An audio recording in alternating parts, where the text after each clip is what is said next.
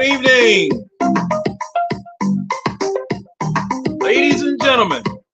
You know what time it is. It's time for the eye test. Welcome in, everybody. You know what we do on Wednesday nights? Talking about your Atlanta Falcons, as well as other Atlanta sports, as we will transition into those as the time comes and as the um, situation merits. And I'd like to welcome in my good friend, Hello, C Dub. hello. Sup? And how you doing, C Dub? Lord, John, this week's been a doozy in quite different areas of life. So definitely wanted to come on to the show and just have some fun and cut loose and just talk about the press conference that was. But man, all in all, I'm here. We're making it. And sometimes you gotta be thankful for just that because Yeah, you get to see those uh, clouds part. And I started valuing in my later years sunrises. yeah, Started valuing them, and then what I try to do is try to travel to different places just to see how that thing look when it come over the horizon.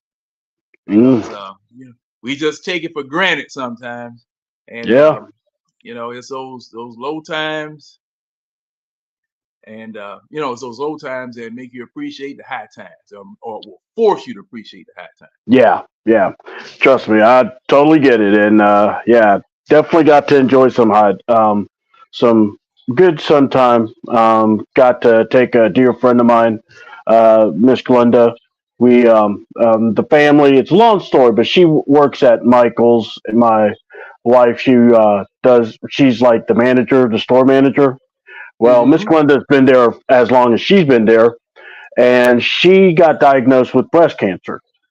So Ah, okay. and this woman, and let me tell you, this woman, I believe she's from Ghana, but she walks to work all the time. She doesn't have a car, so she just walks to work.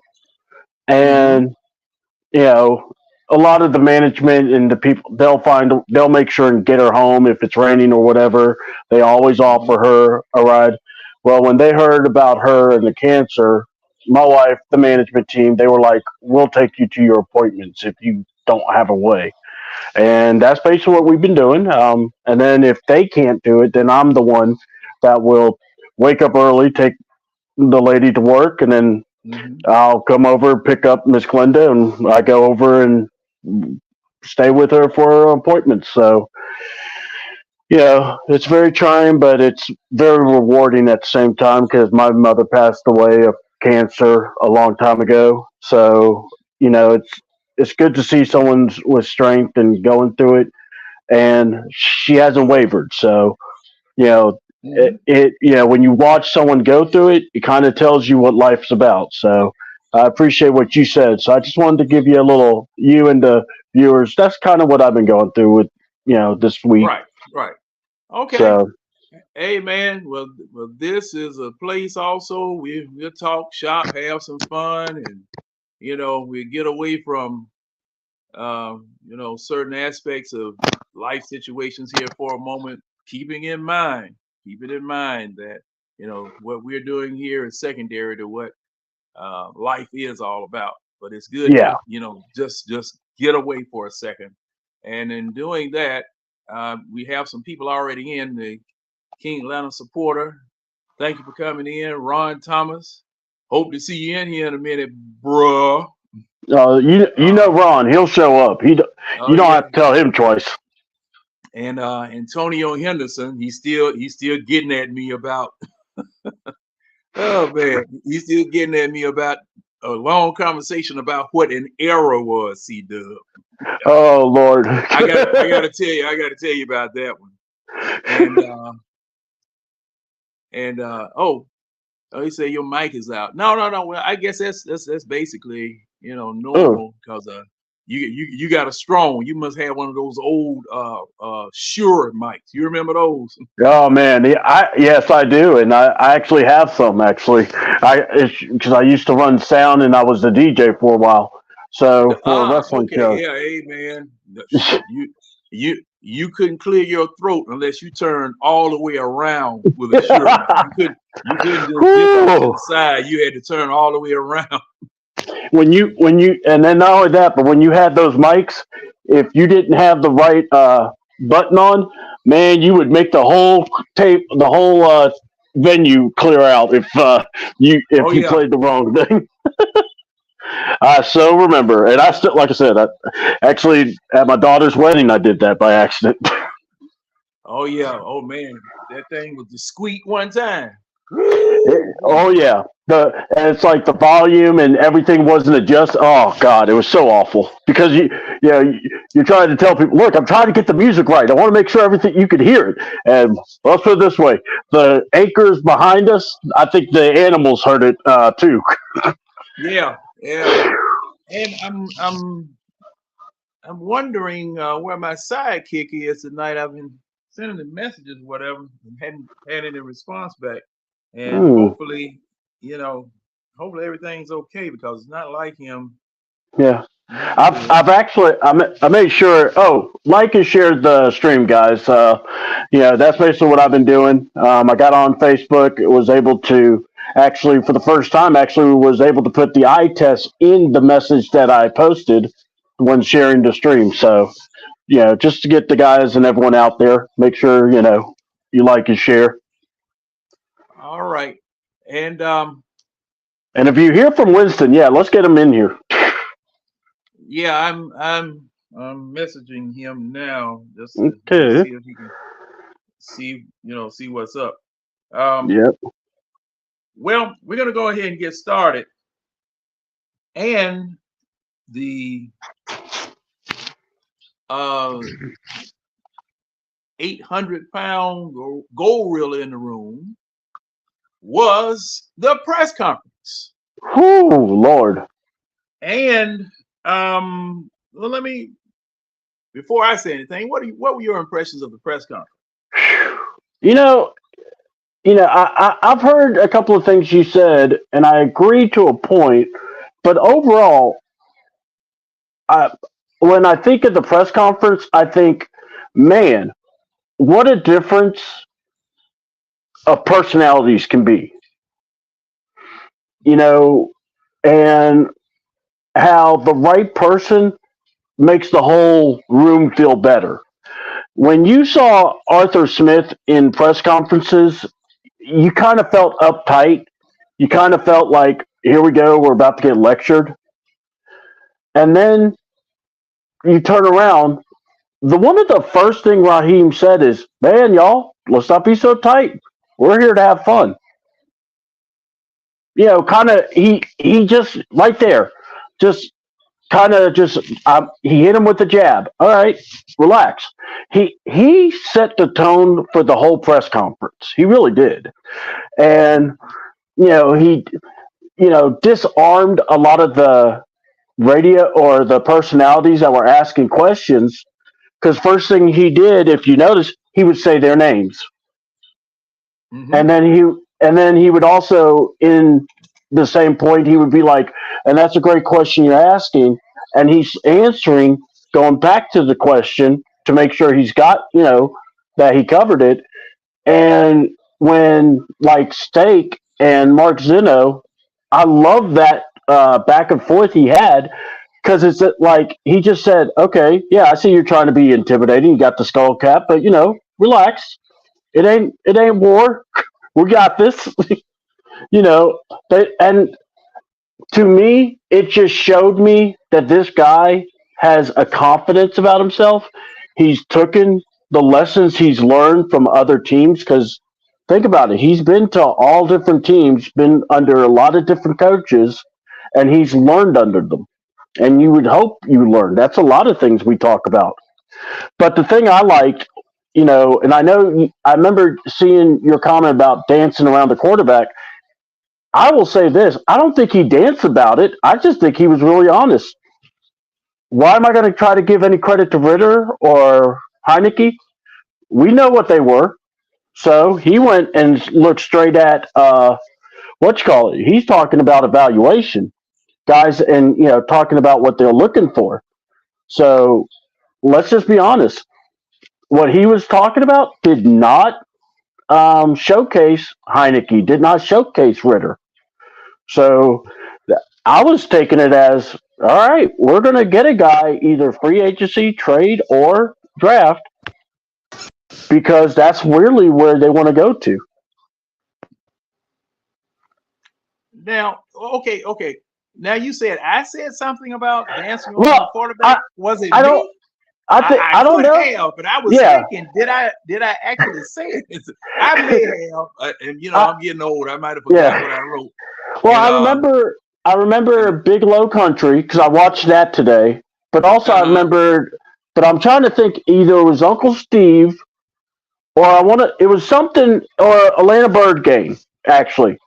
Tidy Yeah, it could because be. we had Tidy, Smitty, me, and William Avery on the panel, and we were just kind of like we weren't like taken aback. We kind of was just like, yeah, you could say he danced about the quarterback, but honestly, at this time in the press conference, it's like when he said that they were trying to get their coaching staff, I'm like, dude, I didn't even think about that. That was my thought was why we waited till that Monday to do the press conference was because he was working on getting that coaching staff ready. Well, and before I get started, I see the King Atlanta supporter in here. Yeah. Man, what going on, y'all? What's up, Yeah. King? I just want to make sure your microphone was working. Man, hey, look, it working, man. I'm just letting y'all keep talk. I was just like, man, since Winston ain't in here, I said I'm just stop by and talk to y'all. But I'm gonna just say some talking about the press conference. I enjoyed it. I was so happy though that I wanted to play for the Falcons. That's how happy I was. You feel me? I wanted to put on my equipment and play for you, dude. I did. So, King, Eric, King, don't feel bad, man. I was with you there. I was ready to get some pads on and get a helmet and let's play. yeah, He was yeah. awesome. But he did say Yeah. that he take his time though. He not in no rush. He finna take his time, get everything straightened out. You know. So I'm happy that he doing it. I'm ready for them Super Bowl rings though too. That's what I really want. But it's gonna take time. Yep. Mhm. Yeah, and see that's one of the things that I want everybody um to um ju- well, I get to that later. That's what I'll do. I'll get to that part later. But um hey and Ron's trying to come in. Hey Ron, I just posted the link again. Hit that link and I'll be able to bring you in. Let me see. Let me make sure I'm operating this correctly. Hmm. Because old age creeps in on you when you least expect it. And I don't know what was my name at the beginning of the show? I don't remember. John Hey, Harris. hey, Hold on. CW. Oh, CW. all right. Hey, CW, who you think gonna be the quarterback? 'Cause I know it ain't gonna be Desmond Ritter. I got a All feeling he right. finna be. I Like, mean, I, I think you may see Dez as like the third quarterback. I mean, if they're thinking about keeping him, but I don't know. But my thing is, man, I keep going back to if we could get Fields or heck, if we could draft these quarterbacks, one of those quarterbacks, I'm down with it. One of those three. And at this point, I'm actually wouldn't mind Caleb Williams. I wouldn't mind May. I still want to see like the workouts. I want to see what all what all breaks down because there's going to be somebody. I'm sorry, I keep telling people this. Somebody's going yeah. to break down, and or someone's going to show up, and they're all going to be hype about them. And it's either I don't believe. I don't believe that this might be true. This might not be true. But I heard on the internet that Terry Fontenot say that Desmond Ritter probably finna be gone. I don't know if that's true or not, but that's on the internet. So I was just like, that ain't this ain't gonna be too good for Desmond Ridder. So Yeah, I don't see Ritter staying along with everything going on, and I'm intrigued by what the team is and what they're going to go with.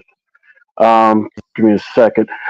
Like I said, also what the you know I'm hoping we talk about this.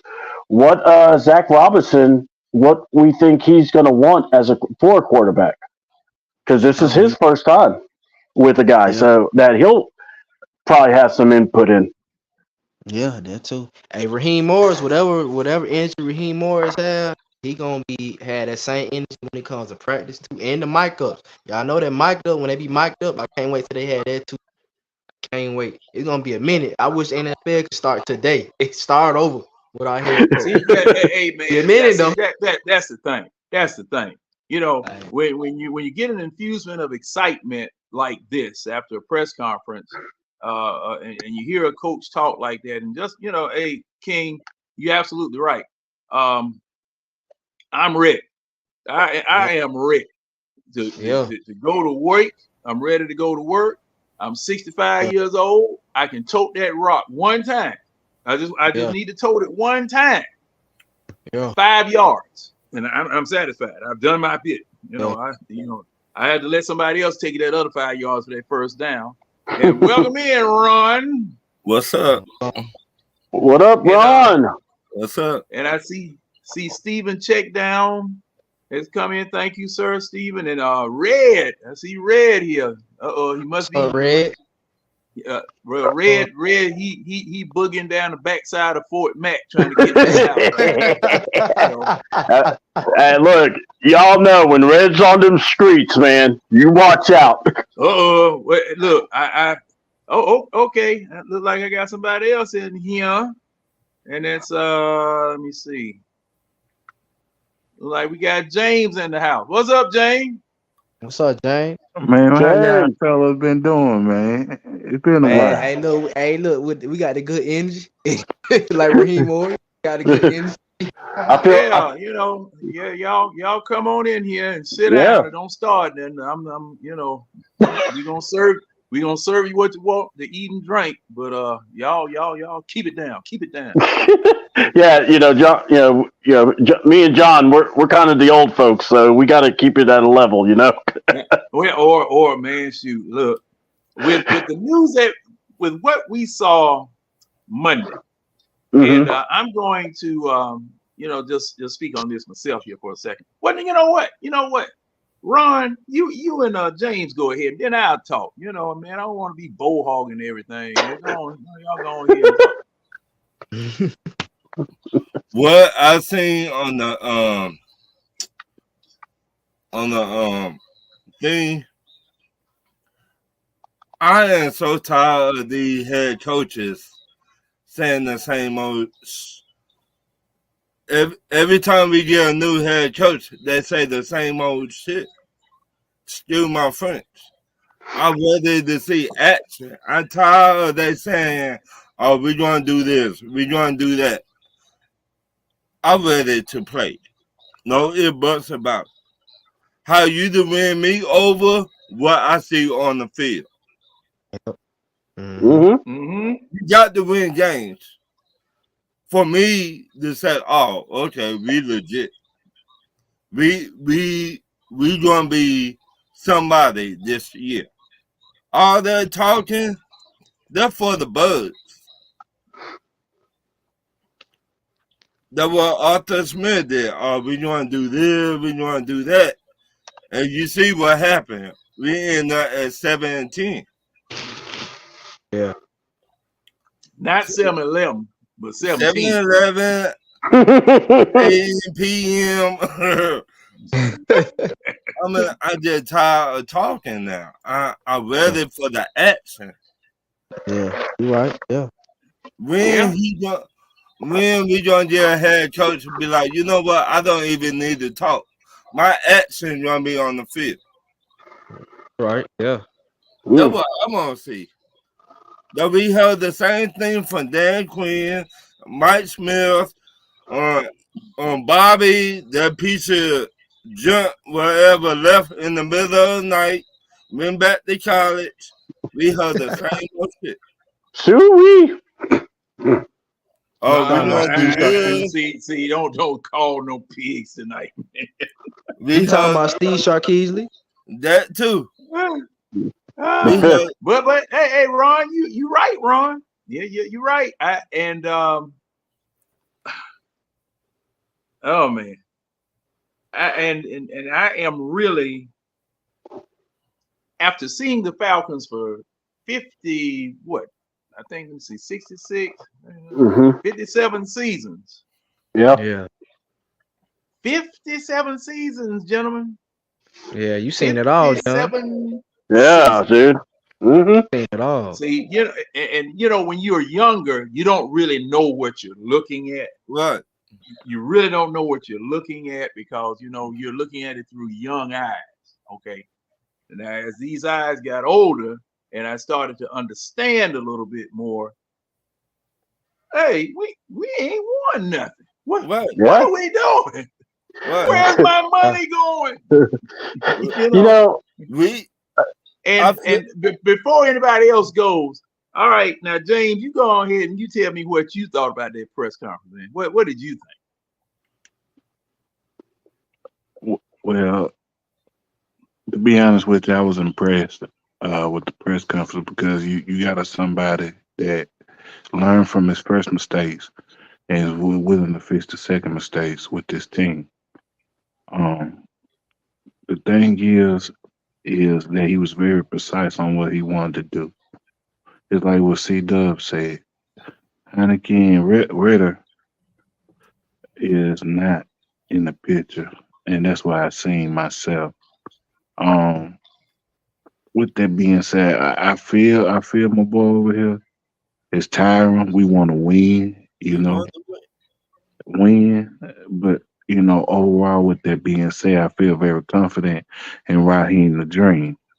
Yeah. Raheem the Dream is gonna get the job done because he's gonna have a backing like no other coach had a backing, and that's for one. For two, I just think he know what he wants to do, and he gonna get the job done at the end of the day. I felt very impressed and felt very confident for this season coming up, even though it's a tough ass schedule. I was looking at the schedule this morning. I said Yeah. it's a tough ass schedule. Well, hold on now, Uh-oh. before y'all say that. Now they said, now this is what they say. They say that this is the second year in a row that the Falcons going to have the easiest schedule along with New Orleans in the NFL. They said this schedule is easy this year. So I don't know what they looking at, John, but that's what they said. they Hey, also I got a question though. What's on the schedule? What's on the schedule? Cause I ain't see it. What's on the schedule? Whoever seen Well, it. you got games with the Chiefs, Chargers, Raiders, Broncos. You got Yep. games with the Cowboys, The uh, Giants. Giants football team in Dallas. On Yep. top of that, you got the Steelers on the schedule. The Vikings is on the schedule. I think I just named the whole schedule. Yeah, I was about to say, I think you just did because I was about to look it up just to double check. Hold on, just give me a second. It won't take me but a minute. And They also said we didn't win the lotto, but I had not won the lotto. That I've also heard they said that I could date Beyonce, and I was still waiting for that phone call. Right. What? I mean, Alicia Keys. So why y'all doing all this old wild dreaming and stuff? Now these people did write some stuff down on paper and commit to it. By the way, Seattle. Look, this is not. Wait a minute. This is not Fantasy Island, guys. This is what we're talking about. Y'all just left the planet then. Just Hey! I could dream now. I mean, I'm just saying. I like dreaming too. I like dreaming too, but I don't really want to share it. I don't want to talk about it. Look, John, we know. You John, don't know about that. Hey, and if y'all seen, man, y'all know free agency start next month. So I wonder who they gonna get. Well, it's time to go shopping, and from what I had seen, you're constantly getting updated scenarios. And the last thing that I saw, and that was just a few minutes ago, was that Pitts was going to be part of a trade package to try to get Fields from Chicago. That's a rumor. That's a rumor. I don't like to deal in rumors and innuendos unless I'm really embarrassing somebody. But that's water under the bridge. That's another subject. That's something. But just to stay on that subject right there, that's gonna be kind of tough because you got a quarterback in Khalil Williams that don't want to go to Chicago, so that's gonna be tough. That's gonna be tough. Right. And you remember the situation with Eli Manning not wanting to go to San Diego a long time ago. Right. And and I hope everyone, and see this is something else. I hope everyone gives him that same type of respect or whatever that Eli and the Manning family got when they said what they said concerning that subject. Because I've been hearing some real acrimonious, prickly stuff about, you don't make those calls. Well, I mean, Manning was able to do that, so you John, should be able to do it too. Hey, John, actually, when that went down, I remember then, because I wasn't, we didn't have all these, stages and platforms we could talk, but I remember going, dang, but who are you to say that you don't want to play for a team when you just got to, I remember saying that. So it's just like, I think people probably did, but you just didn't have that platform to actually be very boisterous about it. You might be right. You might be right. Because Stephen, I know that there wasn't like a whole lot of shows like focusing on that. Right. But yeah, you're right, because my thing is this: if Caleb pushes to not want to be in Chicago, that's basically what I was talking about earlier. We are just about to get on the roller coaster of fantasy talk from owners, or what was it? I remember somebody called it lying season. Everybody's going to lie to you. There's going to be this trade. Yeah, amen to that. And that's all of them. But, you're going to have... They selling used cars now. No, hey, and we're looking for one. But anyway. But I'll tell you. They selling used cars. And you're right, C-Dub. The media outlets back during that time is nowhere near the coverage that you have now. Yeah. And, I do remember some people saying the same thing, but it was a few saying this and it was a few saying that, just going all over the place. Yeah. And the thing about the San Diego organization at that time was kind of like it was kind of like the basketball team. People that didn't know anything about. Well, I'll just say they turned them as a bunch of clowns. That's what they said. Mm-hmm. They said a bunch of clowns, and nobody didn't want to go down there. And things worked out, and things worked out for the best. However, it will be interesting to see what happens, because I thought that Chicago was going to keep him, because there was another something that somebody else posted in another group that said that Chicago was not going to trade Fields, and everybody was saying, "Well, kill that rumor," because this outlet said that Chicago's not going to trade Fields, and it was what was it? Backdoor Sports, I'm lying Sports. I don't know what the hell I'm talking about. Sports. I don't know who it was, but at any rate, the thing was that it was somebody that I had never seen before. What? And I asked them, okay, now who is Backdoor Sports? Yeah, I didn't know who they were. I didn't know who they were either. And Miss Diva CC Sexy Red Peaches in the house, gentlemen. Hello. What's up there, Miss Diva? Welcome in. Now, let me say what I want to say about this press conference, and I'll let you guys go. Mm-hmm. Now, everyone who was looking for a redemptive press conference, you didn't get it. The sins committed in the very first press conference were sins where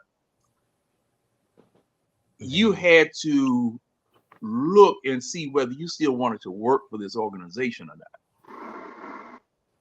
Because it was so insulting that your only true good response would be for you to say, oh, if this is how you feel about me, I quit. You go on ahead and do whatever it is that you want to do. You know, I mean, basically, because that first press conference by Dimitrov, excuse me, I keep calling Dimitrov, by Fontenot not being there, by Beadles not being there. Preach. You, the people who were actually the people who made the rubber meet the road, were not there. They were not there. Okay? They needed to be there. You hired them in positions of authority. You know, you hired them in positions of authority. And those positions of authority, no matter what the job description that you put upon them once you get them under your umbrella, those are traditional positions of authority that people look to for answers when things go wrong and want to praise when things go right. Okay? Now, they weren't there. They weren't there. They were asked, the two people that were there, Rich McKay and Arthur Blank, were asked, where are they? Well, we had a couple of coaches break down back there in the back. And you know, we you know, they ran out of tissue. So we had to go and get some more Kleenex for them. And, you know, and they needed massages because the vein in the back of their neck was swelling out and popping out. So they just needed to be rubbed a little bit. They needed to be, come on, man. The excuses and the reasons that were being given in that first press conference were not suitable and were not believable by any of us. As to why these people weren't there. You could not believe that, because if all of this was going on, why wasn't the press conference scheduled earlier? Why wasn't the press conference scheduled later so you could have these people here? This was the first time that I had ever heard of anybody showing concern for fired people when you fired them to this extent. Where, you know, Preach, John. I know. Hey, now look, now I know this generation is weak, but good grief now. I know they soft, but good grief now. You know, Cottonelle tissue. Yeah, that's what I'm saying. I said, hold up now. You know, life in the NFL is just like Jerry Glanville said 30-something years ago. NFL stands for not for long. Hey, I don't think the people in the back heard you, John. You know, it's not for long. And everybody, the players especially, they know it. If they don't perform, if a regime change takes place, if something happens, an ownership change takes place, you know, you could be out of a job just like that. Middle of the season, beginning of the season, middle of the game, start of the game. Okay, hey, you're not gonna dress today. You've been traded to Chicago.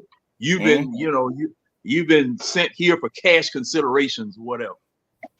It happens just that quick. It happens just that quick.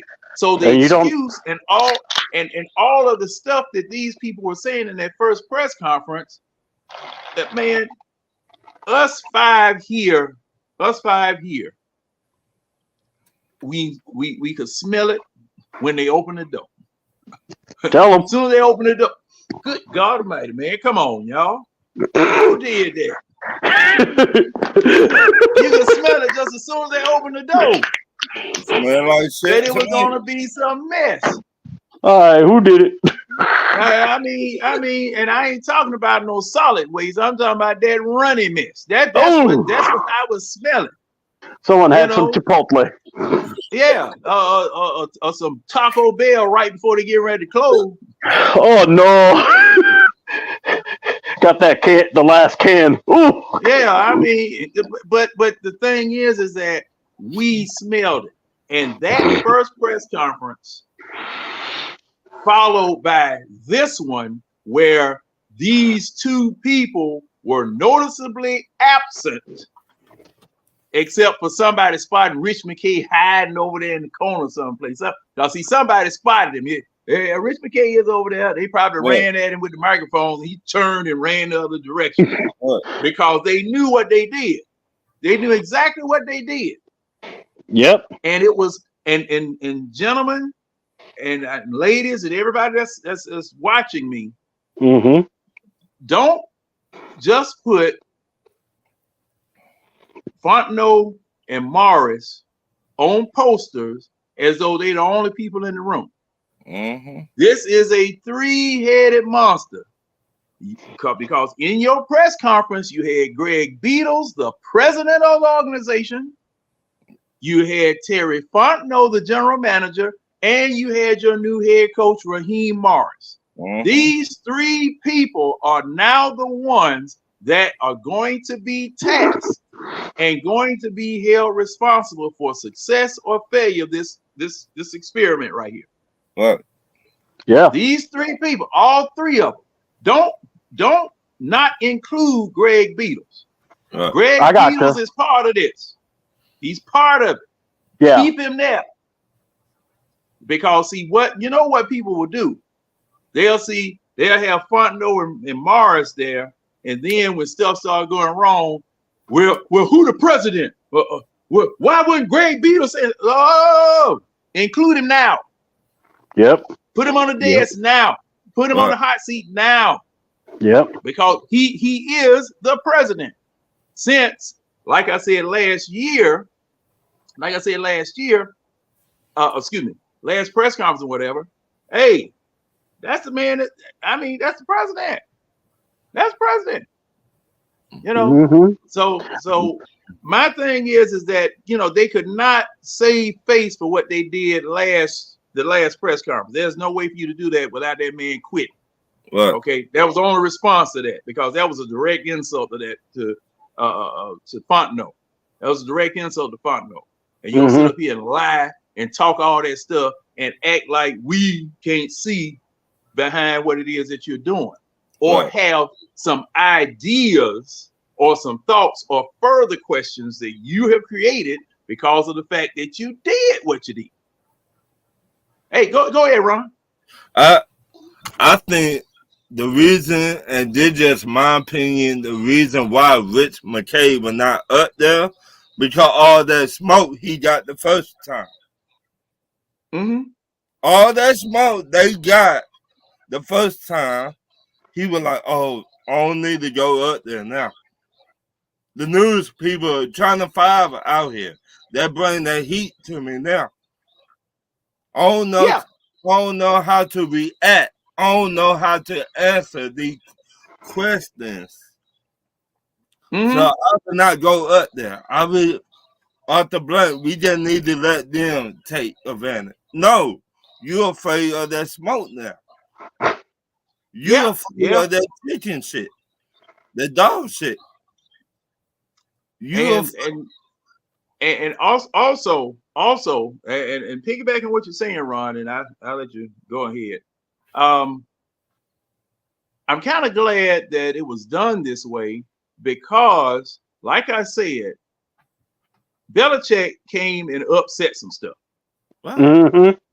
Belichick upset some stuff. He upset the apple cart because they were fully content, I'll say, to keep going and doing the same thing that they were doing in the past. And on that note, I just read something that Dimitrov supposedly said about Belichick coming up there that confirmed what certain outlets were saying about the front office not wanting Belichick there because they were going to endanger their phony baloney jobs, gentlemen. Right. Yeah.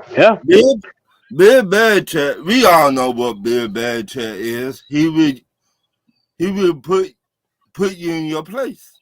Not keep 100. Bill Belichick was going to come here. You don't. Hey, I don't like your 4-hour ass. Get to walking.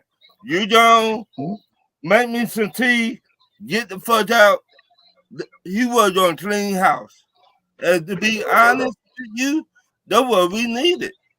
We needed Mm-hmm. to come and shake up Arthur Blank or make Arthur Blank wake up.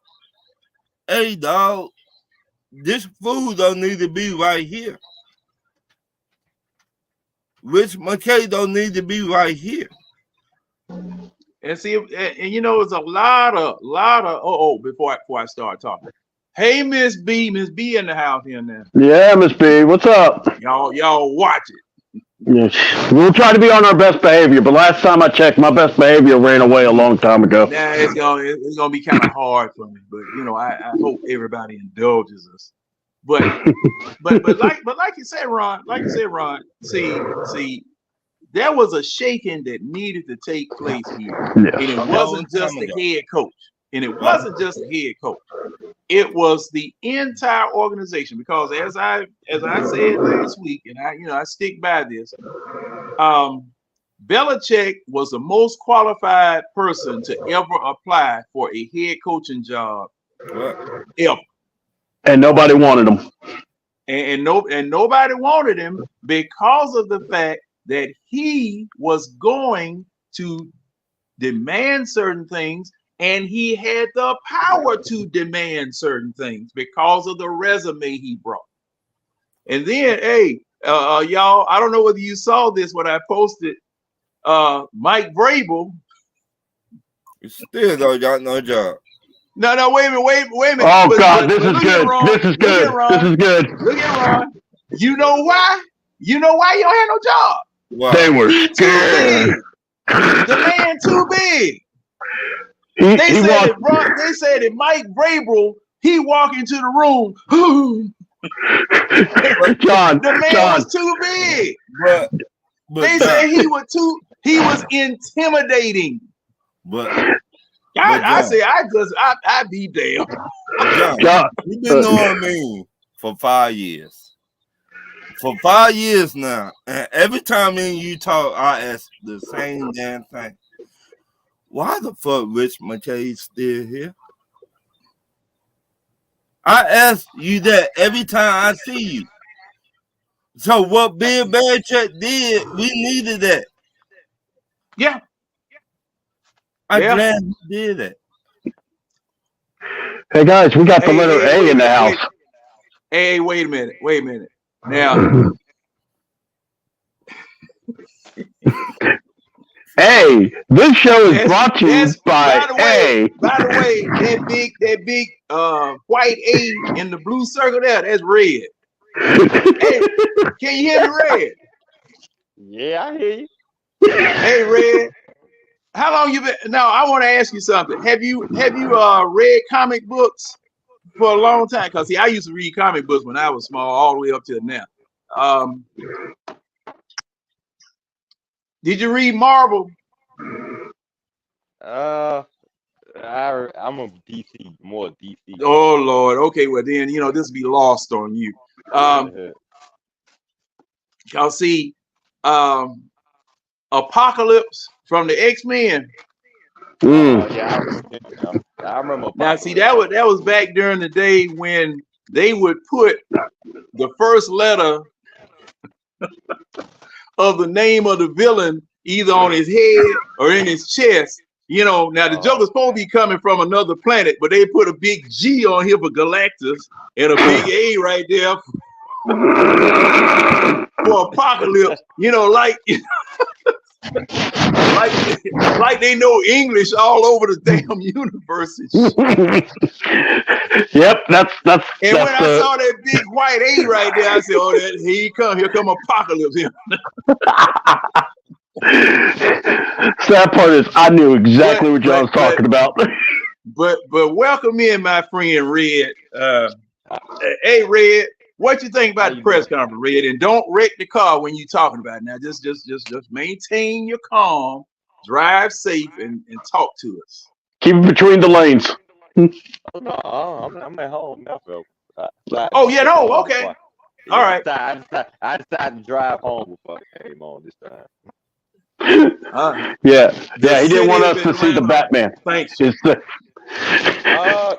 As far as the press conference, John, I mean, I'm kind of like what James was. I mean, I'm impressed. I mean, as much as as I had for Arthur Smith and his tenure here, that's how much that's how ecstatic I am for the Raheem Terry Fontenot tenure.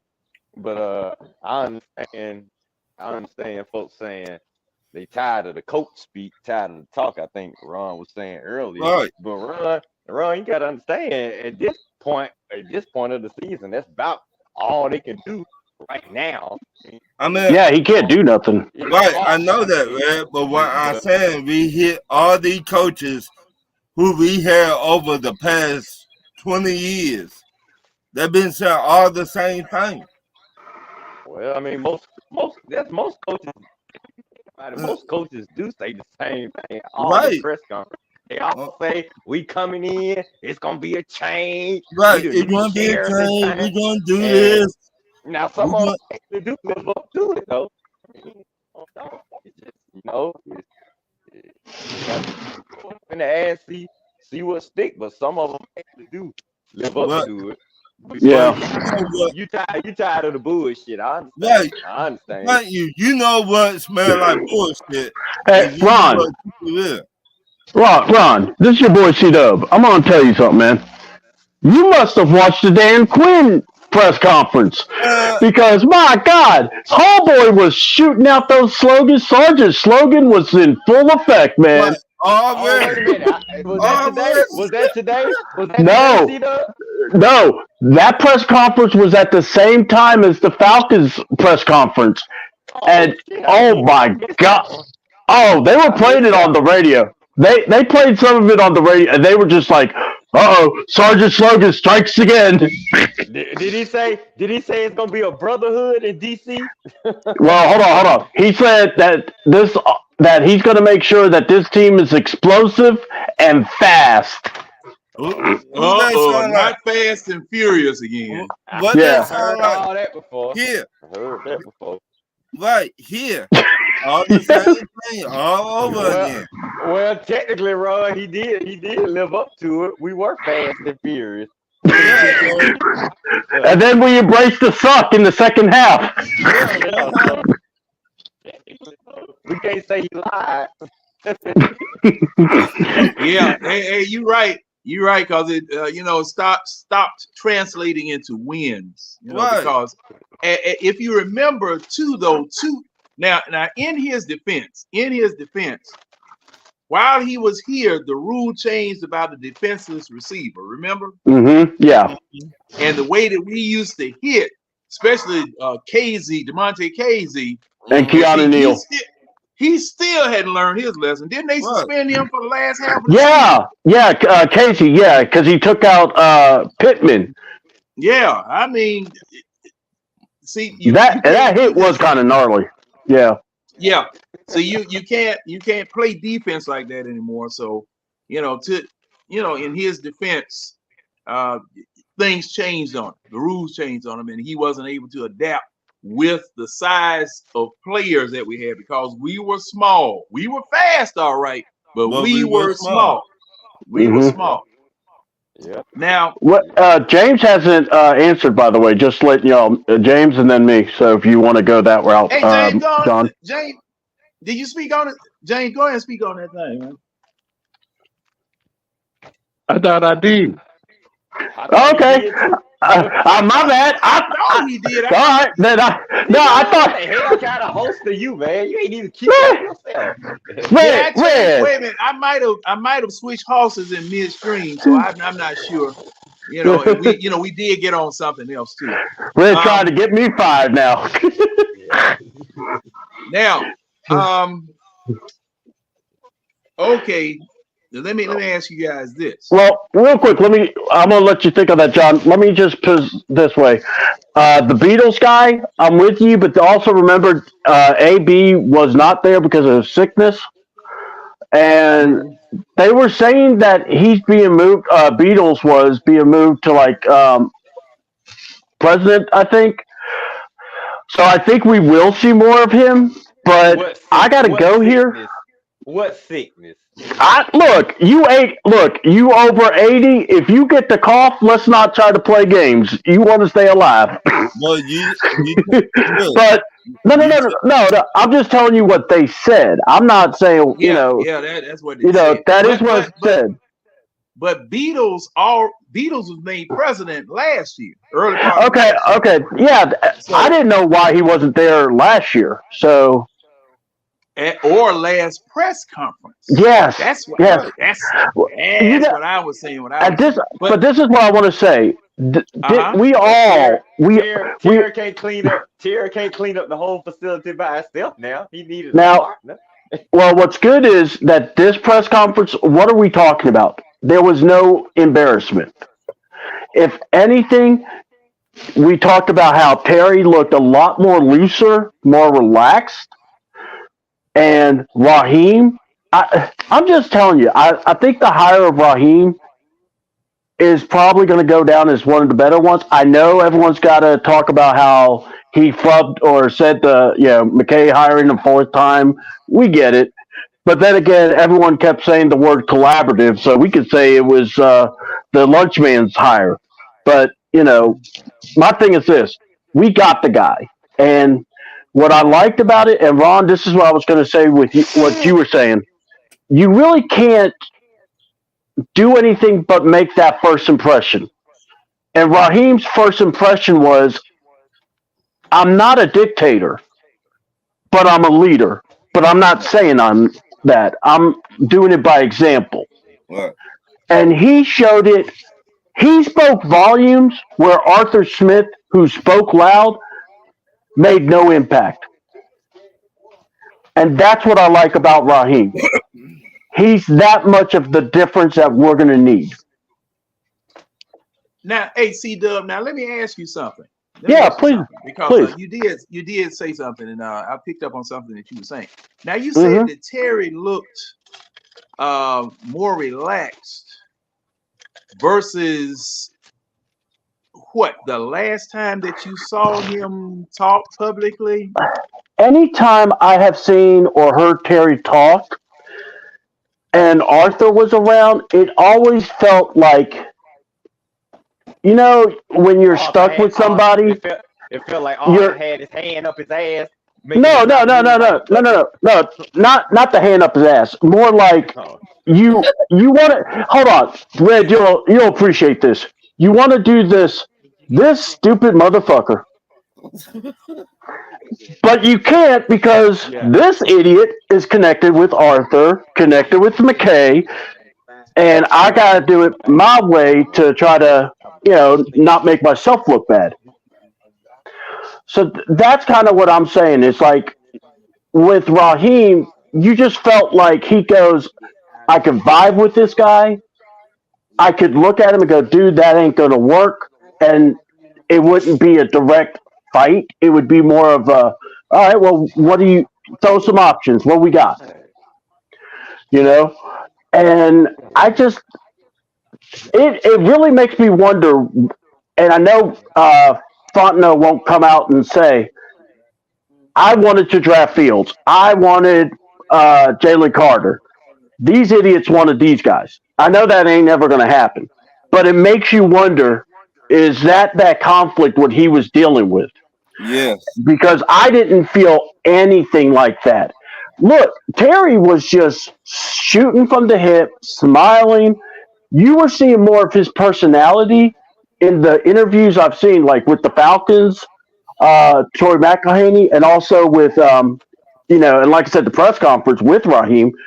And I was comparing it to the others. And then he was telling Mike Bell and Dukes how I need to be on this more often. So, the GM with, Thomas Dimitrov, he could be on 92.9 the game anytime he wanted. Mm-hmm. Yeah, true.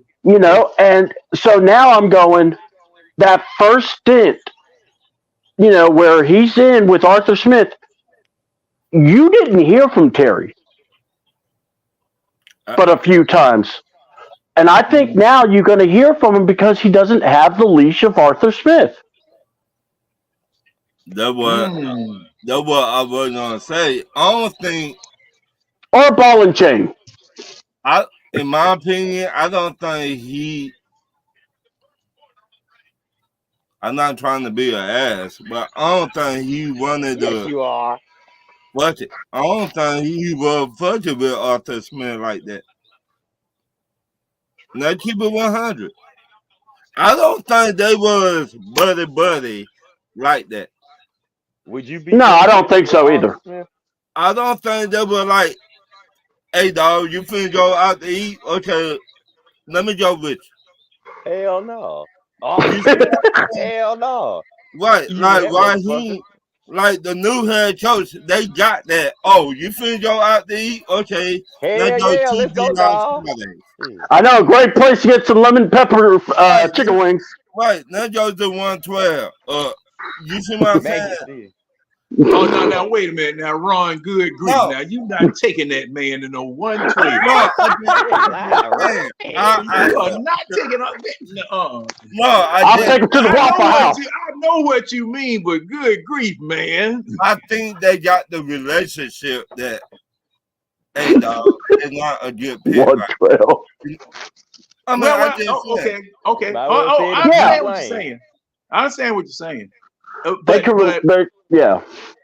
see, this was the thing, and that's what made the first press conference so bad Yeah. for me, because all right, neither one of them had to talk to the other before they went to Rich McKay or Arthur Blank. They were right, both equal. right. All right. Now, even in this press conference, I still don't know whether they're equal or what. Him and Raheem Morris. I still don't know. I To your point, though, to you guys' point, though, it seems to be a more natural collaborative right, relationship. I'm going to right, say that. I'm going right, to say that because there were always rumors. Let's go all the way back to when Arthur Smith and Fontenot got hired. When they decided to get Kyle Pitts, there were rumors and reports that they were conflicted as to who they wanted to pick as right, that first pick. right. Yep. Then when the first pick was made and the disappointment resonated throughout the fan base, it was a situation where, okay, he did it. No, Right. he did it. No, Right. he did it. They were It was pointing fingers. it was the Spider-Man meme. Right. Yeah. They were like, to me, I said it. I was like, I want Jalen Carter. I said it. And Yeah. I think I told you that, John. I was like, this is Mhm. the dumbest shit ever. Yeah. Now, We're talking about the 2021 draft, Ron. Correct. Correct. Yeah. Okay, Justin Fields. I would Yeah. have to him. No, I just wanted to let you know. I would have to Justin Oh, Fields. I got my years mixed up too. Okay, that's right. I got my years mixed up. Because Sorry, John. to me, Well, I it was did. like I You mean, needed that for John, that run. to me, it was like we were trying to replace something that just left. Julio Jones. Yeah. You see what I'm saying? We were trying to replace Julio Jones. Oh, this the best tight end. This is that. No, he not. You can't build like that. Julio Right. Jones leaving. That should have nothing. Julio's leaving should have had nothing to do with the first overall pick in you guys' regime. And the Right. fact that you know, went tight end first, that let you know that they was fucked up from the beginning. Red, But I love what you just said. Go ahead, Ron. My bad. that, to be honest, this is a business. They all about making money.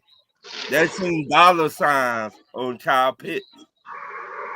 I Oh, don't know Kyle how. I Pitts. don't know how. Yeah. Me too. I don't see it, but yeah, go ahead. But and like Kyle Pitts, he sits. He the 1-4-2-1 or whatever. That seen money signs. That seen t-shirts going up. That seen all this going up. While the man that just made the money, they got traded to Tennessee. with it. Yeah. Well, he wanted Yeah, out though. He wanted out too. So Yeah, he wanted out because he knows there was some bullshit finna come. He know no, all I'm the with It you. shit was was time. about It that was time for bullshit. him to leave anyway. I'm glad he wanted out. He was Right. done. Yeah. well, He's and still done. and But we got the best. Hold on, John. We got the best out of him though. 12,000 yards, baby. Yeah. and could have There it is. you could have had many More. more yards out of that man. Preach. Yeah, You could have yeah, had many yeah, more yards out of that man, but you yeah. We know, could have. but Could have got like some more Ron touchdowns. said, like That Ron for the said, seat. and like you saying, Red. I'm gonna say this. Now you're coming in as a new regime. You owe nothing to anyone that's on this team right now. Thank you. You didn't draft them. You didn't pick them. You didn't screen them. You didn't get to know them. You coming in, you're the new head coach. Right. The very first thing when you come in with a number 4 overall pick, Come on, John. man, come on, man. I mean, even if the quarterback that you pick, just like what happened with San Francisco, I mean, they jumped us in order to get Trey Lance. They Yes. jumped us in order to get Trey Lance because We wasn't that even looking at was Lane. right. I don't know. But No, we wait a wasn't. minute. What did you say, We Red? wasn't. What did you say, Red? We wasn't looking at Trey Lane. What's the hey, Red? We didn't know what they were looking at. Yeah, because they were talking about freaking what's his name, Mac Jones. We didn't know what they were looking at, Red. Cause see, the thing was that okay, You right about that, Judge.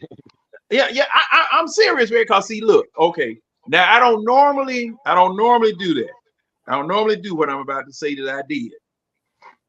When a team comes here and when it's their time to put a team together, I let them put the team together, and all I do, I critique the results. I'm not going to do your job for you in your front office and tell you who to get and tell you what to do and all that type of stuff. I try not to do that because that is what they pay you for.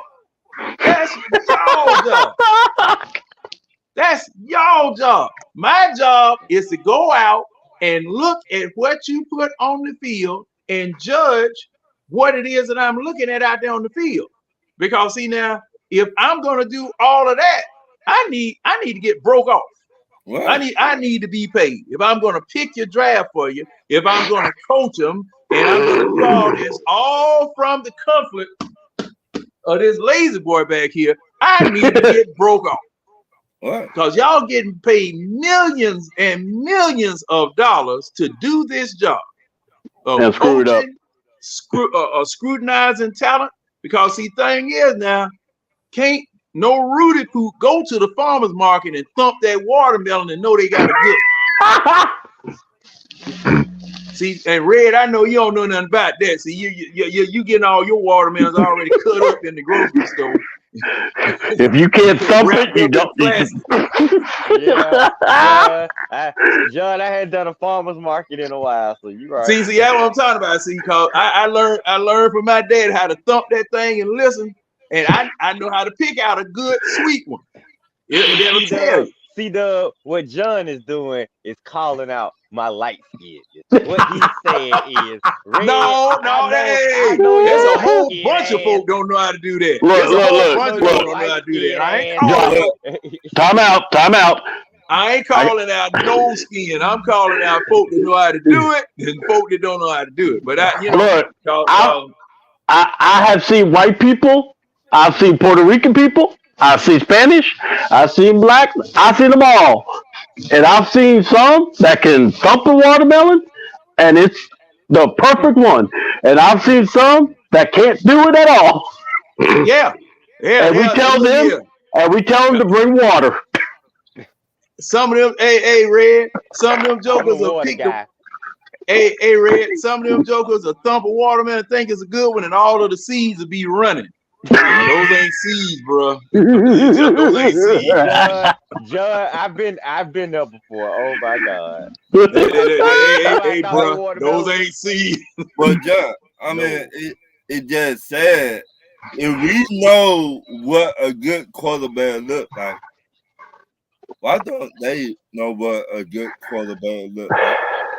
Well, Yep. now look, now Ron, this last head coach that you had, the last head coach that you had here, The um, Steelers offense I coordinator. keep and see Yuck. and it's What a one joke. thing about it though, C-Dub, to your point, they already have a quarterback. They already Mm-hmm. got a quarterback. They're not having to look for one. Wait, Now, wait, the jury No, is out, Judd. wait a minute, huh? John. Hold Wait, on. Let Well, John John finish real quick. I well, want to hear. okay, wait a minute. I like these counterpoints here. Y'all Yeah. Well, counter me right no. Tomlin did say he wanted to get a quarterback thank to you. challenge Thank, Pickens, And and Oh, guess okay. what? Well, Guess what old okay. That's guess fine. what That's old fine. guess what old Arthur Smith said though, Judd? He What? said only person he dealing with is Pickett. So I guess Smith telling y'all who he likes, and I guess the Steelers supposed to trust his word, right? wait, the, say one Man, more see, time for people in the back. What you see. hold say, on. Ron? Yeah, they said Arthur Smith said only guy that I'm dealing with is Pickett. Hold So on.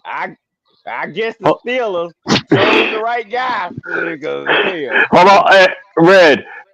But see, what you don't know is Arthur's already called his secret twin, Pickens. His brother is Ryan Tannehill, Let me just to tell you be his something. backup. Let me tell you something. Let me tell you something, y'all. If it's anybody, if you thought Pickens was an ass last year, just wait till he get knee deep in his damn offense. Boy, he is gonna be begging to get out of Pittsburgh. Begging. Help me, please. Somebody save me. You talk about free Kyle Pitts. It's gonna be free George Pickens. Watch. All right, Mark my John. All words. right, See, but yeah, there you go, John. I'm speechless. After what y'all just said, I'm speechless. I Okay, mean, the arrogance has no bounds. well, No No, bounds. John, you Arthur Smith like this. I know everything. I don't know more than everybody else. Well, if you know so much, why we just scored 28 points? if you knew so much, why did you get fired? All right. Why you got Right. fired, John? Right. Asking It, for I'm and then just, man, I thought for sure that there was a lesson learned here, but he's going to get no Mike way. Tomlin fired. Mike Tomlin might have to fire that man in the middle of the season. right, Right. That's what I'm Mike saying. Thomas He gonna might be have like, to fire that man in the middle of the darn season. he's gonna be like, hey player. And this is what he's gonna do. He's gonna be like, hey player, what the No, fuck you doing? Run. You know, Run. That what Mike Tomlin gonna be doing. He gonna be on the phone to Terry. He gonna be on the phone to Terry and say, "Can you got room for another brother in Atlanta? Let's make this three brothers. Let's make this three brothers right here, man. Cause But I'm trying to get the hell up out of here." but but John, I'm trying to tell you, this Arthur Smith, he got that. Oh, I think He I'm got the that shit. pink slip. He got that pink slip curse, man. Yeah. He got that attitude that I think I'm the shit, and you can't Yeah. say shit to me. Attitude. Yeah, let's just see Because that tight end screen. now I don't know because see you guys are telling me about this. I'm going to dig into this and try to find out a Yeah. little bit more about it because I didn't hear that. Matter of fact, see Dub, you told me something I didn't know about that they were having their press conference at the same time we were having ours. I Yeah, didn't even that know was that. the Commanders. And then the Steelers did an upload of an interview with Arthur Smith. And I'm thinking that's where Red got the line from I work with Pickens or Yeah. with Pickens. Yeah, I'll look for it. But yeah, they were interviewing Arthur Smith to go, hey, here's our offensive coordinator, They're Igor. like, oh, we got a good one over here. You do? Yeah, and Wallace Smith is in the house. Welcome, sir. Welcome, Mr. Smith. And well, I wanna finish my thought. Yeah, please. I'm sorry. I didn't mean to cut Deal you with off. no problem, no problem. I want to deal with something that Wallace said that I have posted up there. But see, when you come into a new situation, you just got hired by the Pittsburgh Steelers, one of the greatest franchises in the entire NFL. Oh, I don't You understand that. know, man, who you think you is coming in there gonna sit up here and tell somebody what you do? You know, I just especially when you are very fortunate to have a job any place. Thank you.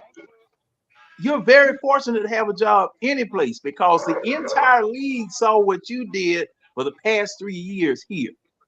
Okay.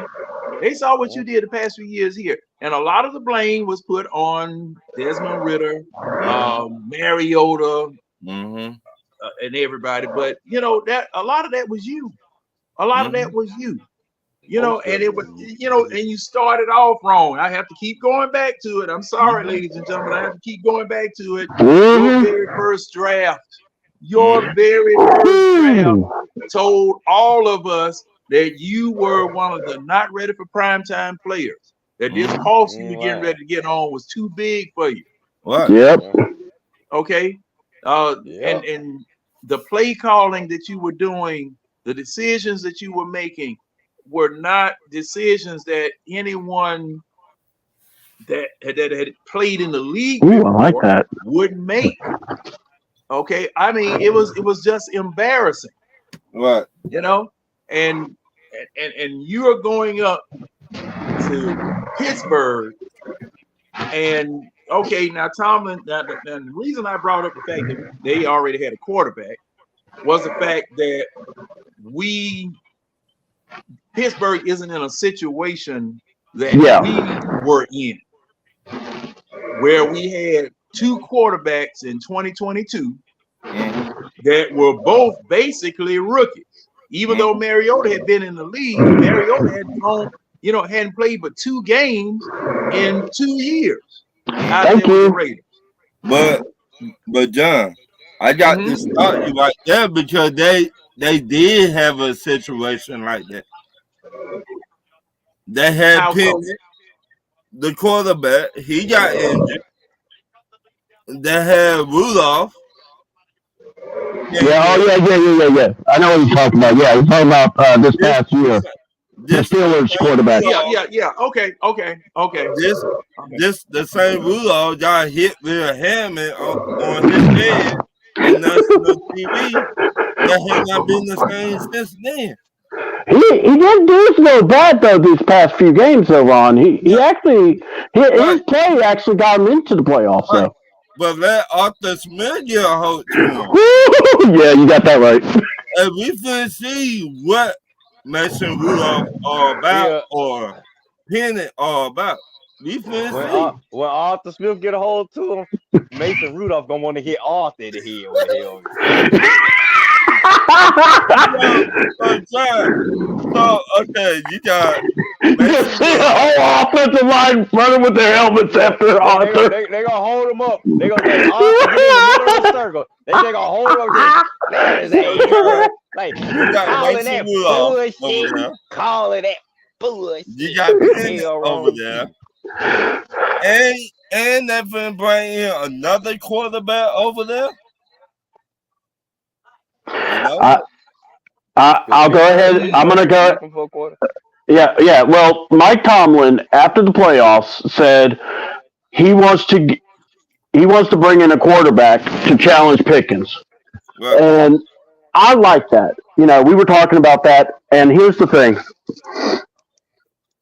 Mike Tomlin is pretty much when we watch, we always want him to win because he's the kind of guy you want to see do well.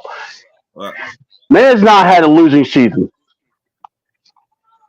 And he hires Arthur Smith to run his... Look, you just got rid of Matt Canada.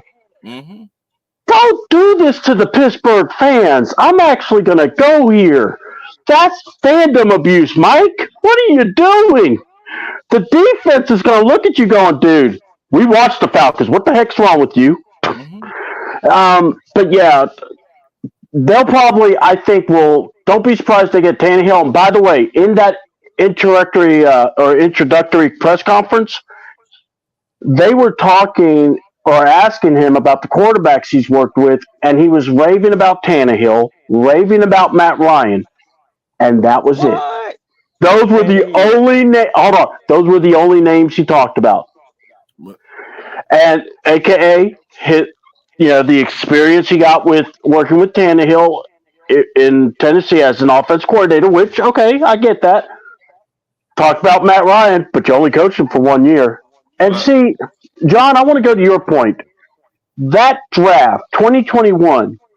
I remember a lot of us were with Tidy when we talked about that draft, Mm-hmm. and we recapped it each round. The amount of misses we took in that first draft is embarrassing. Mm-hmm. When you have a new team, my first thought process is okay, I may have a quarterback, but let's be honest, Matt Ryan we knew he was on the decline. Right. Uh-huh. You should have just drafted Fields. Let's just say that, because to me it was Fields. And here's the crazy part. If he would have drafted Fields, I believe he'd still have a job yeah, he still have a job. because he Can, has a quarterback. can I say what? Two Yeah, go names? ahead. Yeah. We could have drafted Deshaun Watson. Okay, but that was in an earlier draft that they didn't think about. But yeah, okay. But You threw me off with the name. I mean, I just saying to put some fire on the Yeah. Oh no, yeah, I'm with you. because I believe if we would have put some fire on the Matt Ryan, he would have played a lot better. Well, the other mistake I wanted to go to real quick, Ron, and I'm not sorry, I don't mean to cut, but I was just saying the preseason where we did not see anybody. You got your new regime, you have your full team. You're telling me you did everything in practice, and there's no need to be doing anything to figure this out. That to me told me everything I need to know. You just got this head coaching job. You have this team that have never played your system, and you're letting them rest for what? For what? So Arthur Smith did this to him, and I can't wait because I feel like with Raheem's team and with his coaching staff, I feel like you're going to see competition.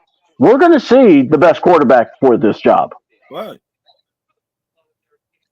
Now, He don't want to be like, hey, you see what happened to Arthur Smith? I don't want to be like that guy. I don't want to get the X because Arthur Smith did not play no starter. I don't want to be like that. Yeah.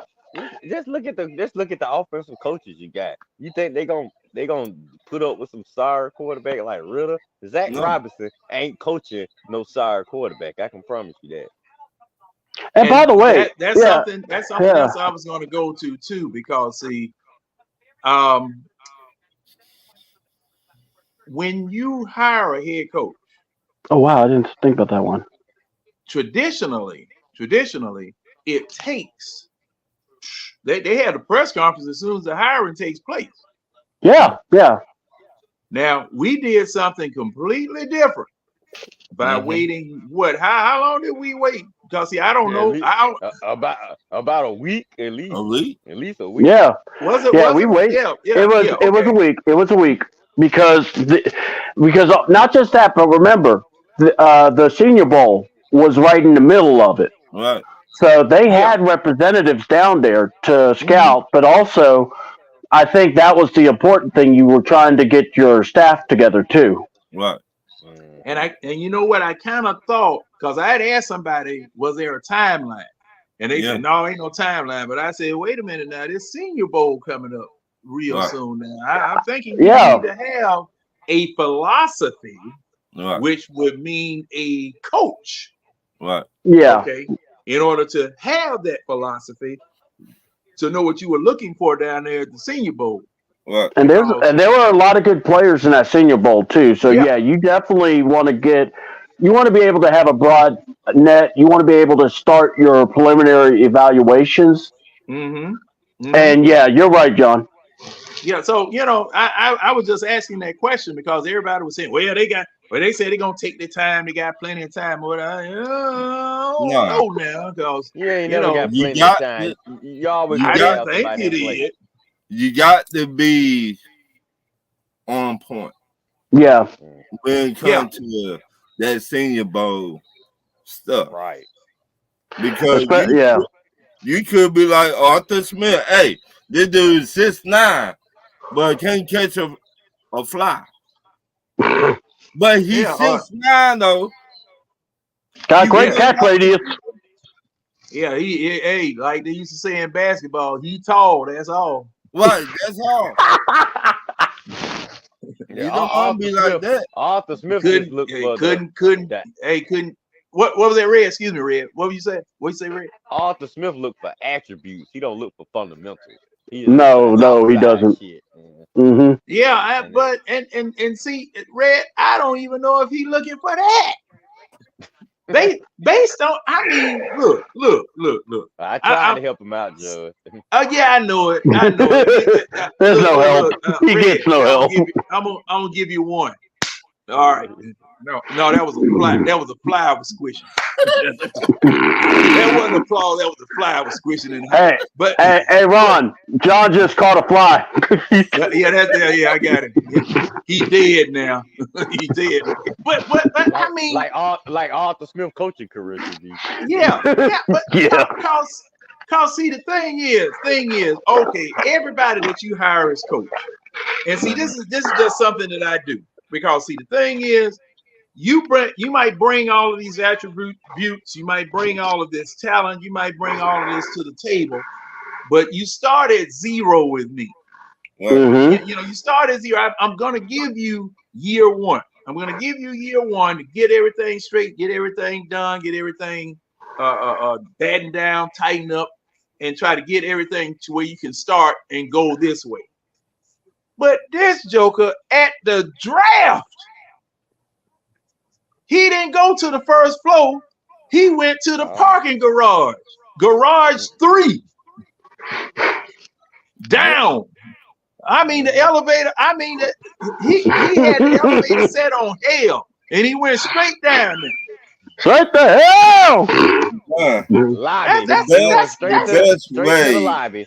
The best way I could explain it, Arthur Smith, Ray Charles to see that shit.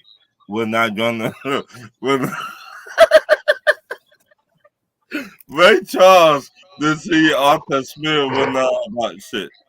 Hey, Ray Charles. Ray Charles. mean, He didn't have Ray Charles that had Georgia on his mind, and he damn sure didn't have Guru on his mind.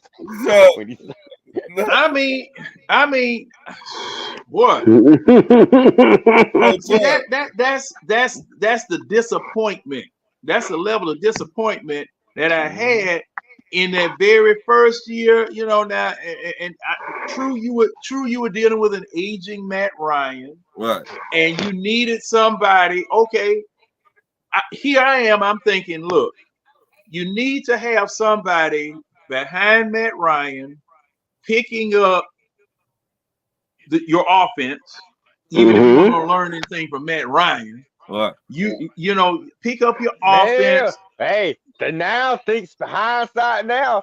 I would have rather had Matt Ryan as a damn offensive coordinator than got there Arthur Smith. He can learn a lot from Matt Ryan now.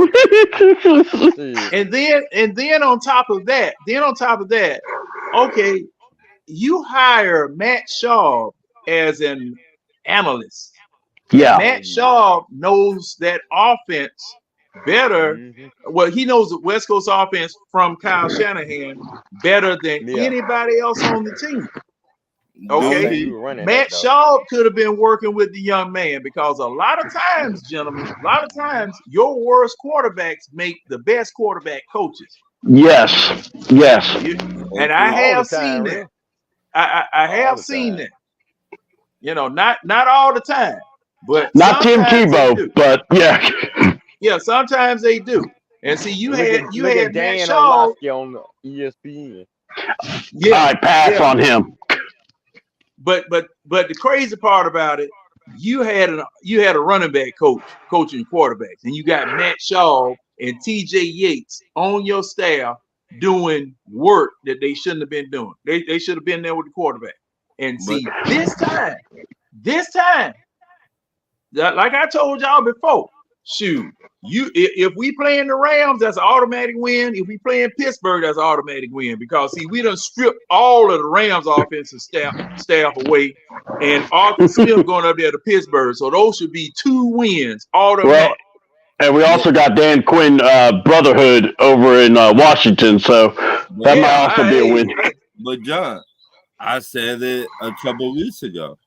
If you Mm-hmm. play golf with these dudes, not be honest. Arthur Smith was playing golf with the old quarterback, and Mariota. whoever he was like, "Yeah, you play golf? Oh yeah, I got a spot for you on the team. You a running back coach? Oh, you can be my offensive lineman coach. Oh, long you play golf, I Oh got God, Ron. Well, hey, and I'm gonna tell you something now. You got a Okay, point though. I see where you're going I'm though. saying now Ron telling the truth because see, man, Yeah. there were a lot in when I was working. There were a lot of management type decisions that were made right out there on that golf course on the Yep. as to golf. whether they were going to support you or whether they were going to try to Right. torpedo you. Long Okay. you play Well, what do golf. you think about Harris? Well, shoot, Harris don't play well with us. Right. He always fussing and he always point out stuff that we did wrong. All Right. right, well, scratch him off the list. He gonna stay Right. where he at. If He I can't fire him, he gonna stay where he at. right. If I can't get rid of this dude, oh, I'm gonna promote you to the quarterback.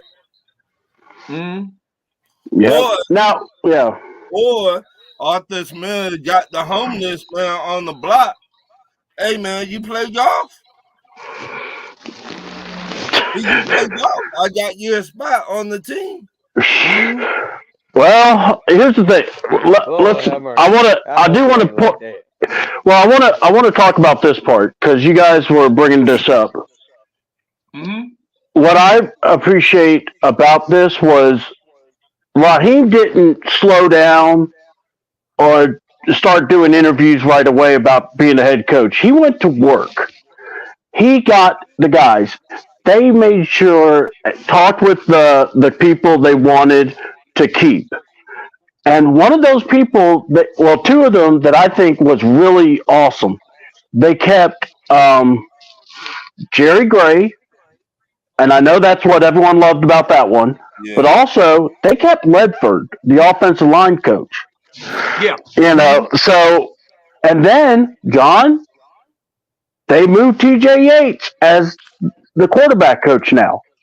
And they brought this guy, Zach Robinson. They brought Jimmy Lake. I was a little nervous about the Jimmy Lake hire, but when you add the fact that him and Raw have been friends and they've been coaching together, and then you add Jerry Gray involved, Mm-hmm. and also look at the guy's resume of guys he's coached and helped and developed, Buda Baker being one of them, McDuffie from Kansas City. There's quite a few, so I recommend going on the Falcons stuff and just reading about them. But the thing is, Raheem came in and went and got his crew and basically assembled that his coaching staff, his leadership group, and then he was able to come talk and he was able to say, well, this is what these guys bring to the table. This is why we went with these guys. I respect that. I'm glad we didn't just hurry through, get him in front of the cameras, let him do his thing. And I think that's something that, the Falcons that, you didn't have, with Arthur Smith, he was not the CEO coach. Because he wanted to be the play caller. Right. Why? Because look what I could do. Look how great I am. Look how smart I am. Right. Nah, Raheem said I'm not the smartest guy in the room. We're going to do this as a unit. My defense is going to, I'm going to let my defense coordinator be the defense coordinator. Offense coordinator is going to call the plays. Defense coordinator is going to call plays. I'm going to make sure, hey, we got to change this. We got to make adjustments. That's what I like. You can't coach football with a damn Waffle House menu in front of your face, staring at it 24/7. You've got to be able to look around that team, look on the sidelines, see what's going on, and go with the flow. Figure out when to kick. Figure if you're going to go for it or not. Yeah, Hey, you can't. Yeah. He's gonna be like this. Yep. Oh, let me get some hot link. Let me ask you a question, C-Dub. Yeah, shoot. Ron, what are you doing? He pretending he Arthur Smith. Hold on. Now, if you're Arthur Smith, you can... Was Belichick the smartest coach in the room? No. Was Andy Reid ever the smartest coach? Oh, no. No, but it's... Was Don Shula the smartest coach in the room? No. Amongst his coaches? No. Now, I'm not going to say Bill Walsh because he probably was. Yeah, Bill Walsh, I was going to say. The man taught everybody. Yeah. Was Jimmy Johnson the smartest coach in his room all the time? No. There could have been a debate, but yeah, I get what you're saying. Yeah, the fact is, the best coaches, the smartest coaches, always have talented coaches around them. Always have coaches that can go out and lead other men around them. If you look at it, the best coaches always have the best. I was going to say, where'd Red go? It looked like when Ron put his paper down. Hold on. When Ron put his paper down, I was like, did Ron just eject Red? What happened? I was listening. I was all keyed in. I'm like, yeah, go ahead, Red. You're cooking. Arthur Smith told him, hey, turn that Wi-Fi. Red, come on back in here and finish your point, because he was making a good point, because the thing is that leaders are all right. Give an example. In my job, it used to be people, and it used to be a thing back in the, I guess, 60s, 70s, or whatever, that you knew so much about the job that you could run the whole job by yourself. I can run this by myself. I don't need this. I don't need that. Tell them, John. People used to puff their chests out because they knew that. But the crazy part about it was that if you did do that, you'd be dead in a week. Because it was not, leadership is not designed to work that way. You delegate as much as you can. Man, when I first started supervision, very first day, had a supervisor's class. It was a 16-week supervisor class. They said, look, I'm going to tell you how to be successful as a supervisor. Give your people what they need, train the hell out of them, and get out the way. Yep. Yeah. That's what he told me. And I said, you're right, because I don't need you standing over me. What? Looking at me like this and watching everything that I do and all this type of stuff. I train you in how to do your job, or you come with the prerequisites on knowing how to do the job. When I hire you, you know how to do the job. Okay. Yep. I wouldn't hire you if you didn't know how to do the job, because you aren't helping me. I'm trying to get some of this off of me. The everyday nuts and bolts, the screws and all that type of stuff. I'm trying to get that off of me. All right. If I know that you can do the job and I launch you out there, let you do it, you get your feet wet, you run into some problems, but you solve them, you come tag me in when it's an emergency or something of that nature. Otherwise, everything that you're supposed to know, you're supposed to be able to handle any contingency that comes up unless it's something that you need some boss power, to solve. Okay, yeah, and that's kind of what Belichick did. Okay, that's what Walsh did to a certain degree. He still had his hands on that offense because him and Joe Montana used to talk and consult and go over various things, scenarios, whatever. And same thing with a lot of coaches. They are there listening on the headphones, checking to see that everything's okay. And you basically are running that. You basically running the team. yeah, I got you running the team. yeah. And see, that's the way you're like Red was saying, which he's mysteriously popped back in here. Like Red was saying, You're welcome, Red. I guess he need to put some more water in the phone. Mine get like that sometimes. It get thirsty and don't even want to. I guess my phone got too hot. The thing knocked me all the way off. But John, yeah.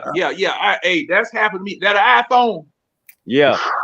Mine. I'm on Android right now because my iPhone will do that. My iPhone, I used to work for This Is It on Memorial Drive a couple years ago, and they told me the best way we to teach you got to do it yourself.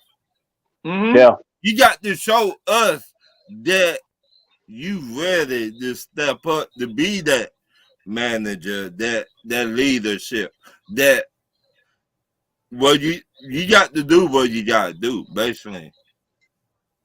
And I got what point I was making, but yeah, sound about right.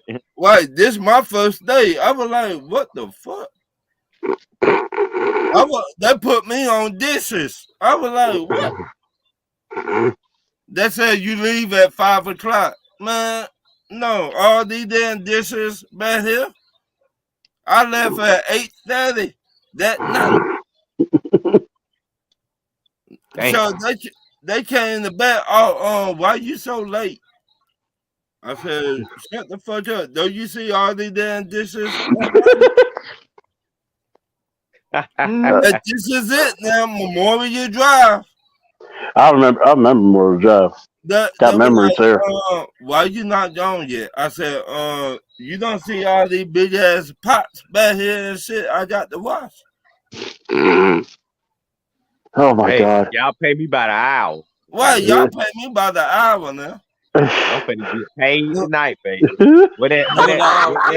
Now, Ron, I wasn't talking about indentured slavery, Ron. I was talking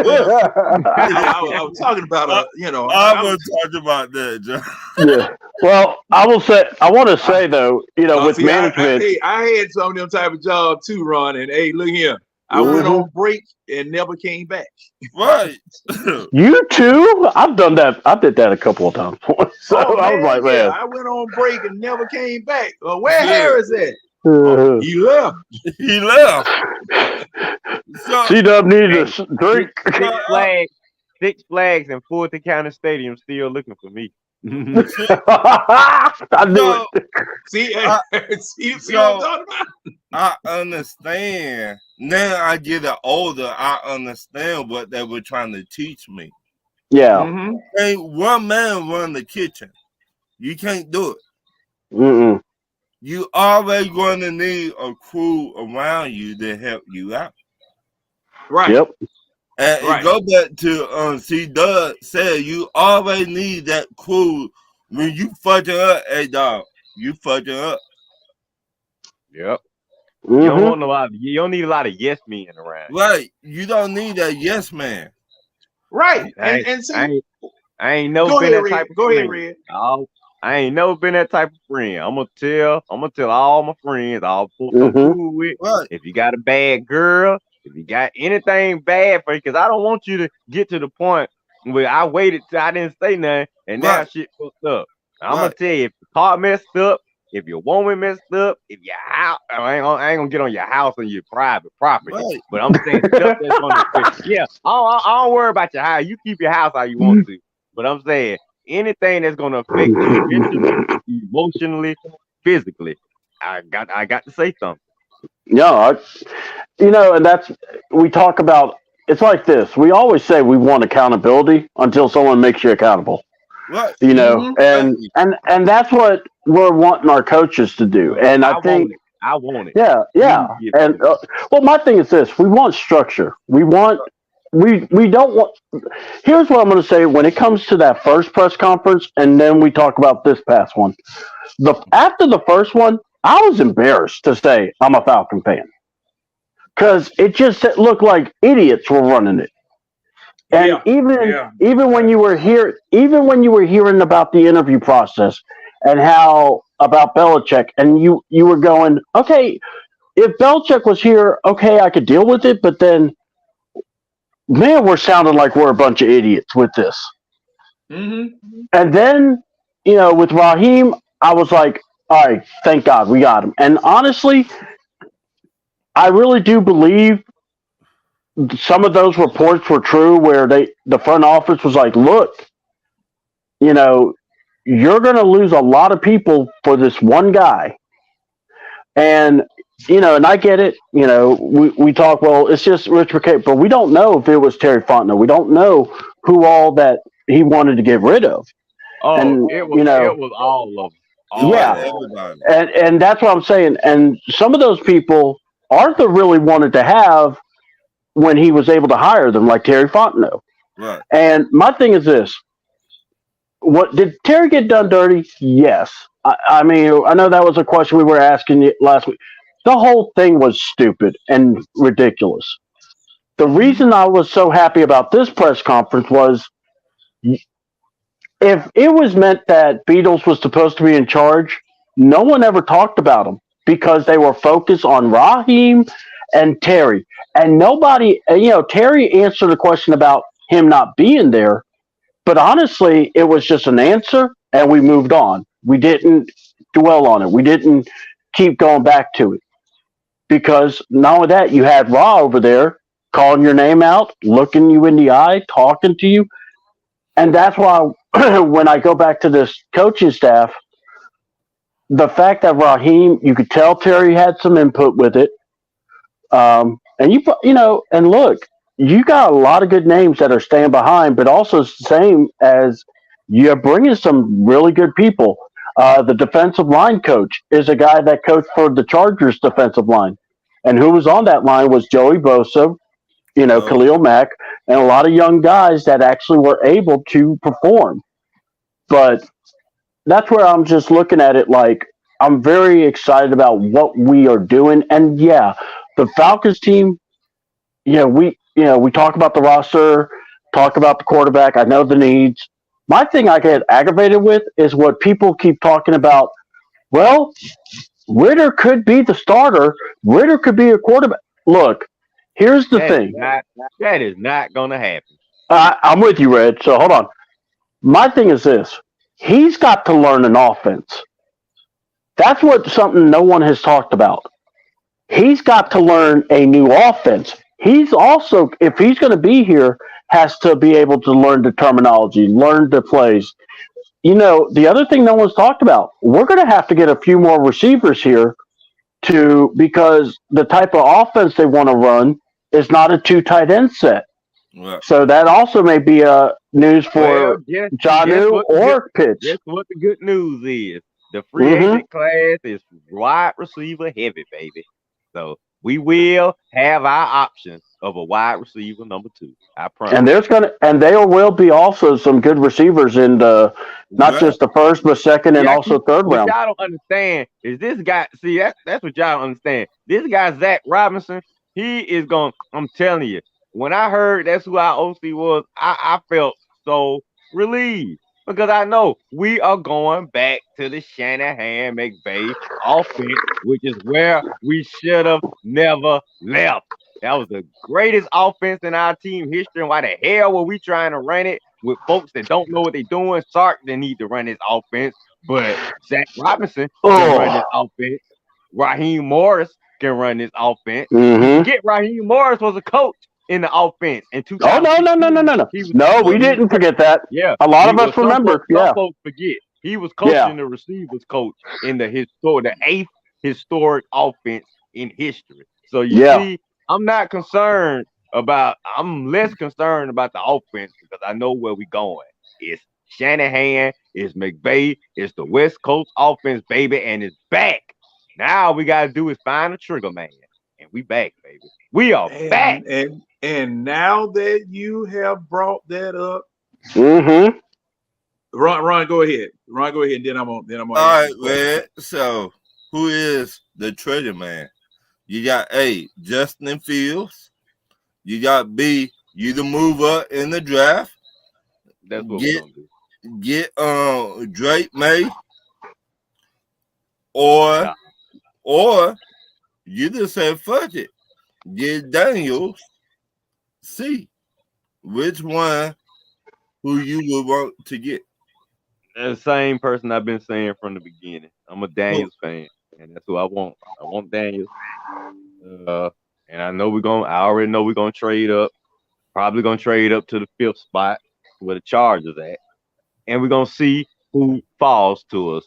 That's what we're gonna do. But it's gonna be going. We looking for a quarterback, and it ain't no secret. The teams already over the NFL know we looking to trade up. It's even look at mock drafts now. They got the Falcons trading up into the top few spots. So it ain't no Mm-hmm. secret. We looking to trade up everybody, and everybody knows we want to trade up. So all we gotta do is do our due diligence, do our homework, make that Mm-hmm. move with the Chargers, or if the Bears want to make a move, go ahead. Because I think the Redskins and the Pats probably will stay put, but the Bears and the Chargers, those are gonna be options.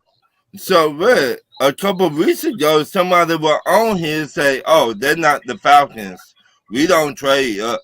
So you tell me we do trade up now? Yeah, I said then stop listening to that moron who kept saying that because you don't know who the Thank hell the you. Falcons are. You don't know who Raheem and Terry. We in a new regime, so you can't Thank really you. say who the Falcons are until Raheem and Terry start working.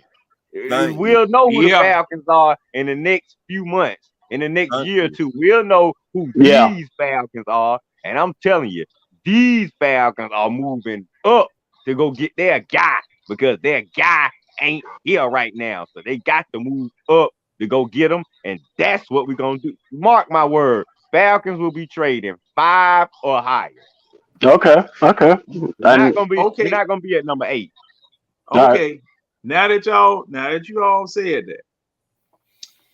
I'm saying one of the top 3. Yeah. Okay. Yeah. Okay. So it's a clean sweep. If we top Now 3, we we definitely gonna get the guy that I want if we top 3. Oh, okay. All right.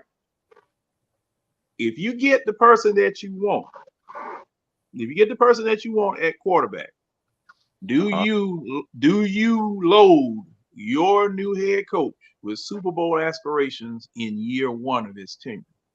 No. No. You have to give him a year. I can load him with playoff aspirations, maybe. Wait. But What was the question? championship aspirations in year 1? Absolutely not. You got. I said, see you get the quarterback because see now that the most important piece Yeah, it's the quarterback. You gotta be fair, in American sports Mm-hmm. is a NFL quarterback. Okay. Yeah, I agree. Yes. So if you get the one you want, do you load your first year head coach up with Super Bowl aspirations in his first year? okay. I was like going, who are we loading? Okay. No, I think if anything though, you are loading him because here's the thing. What's been our record the last 3 years? 7-10, 7-10, 7-10. So I'm loading him to make sure, hey, let's get this division. Let's start something.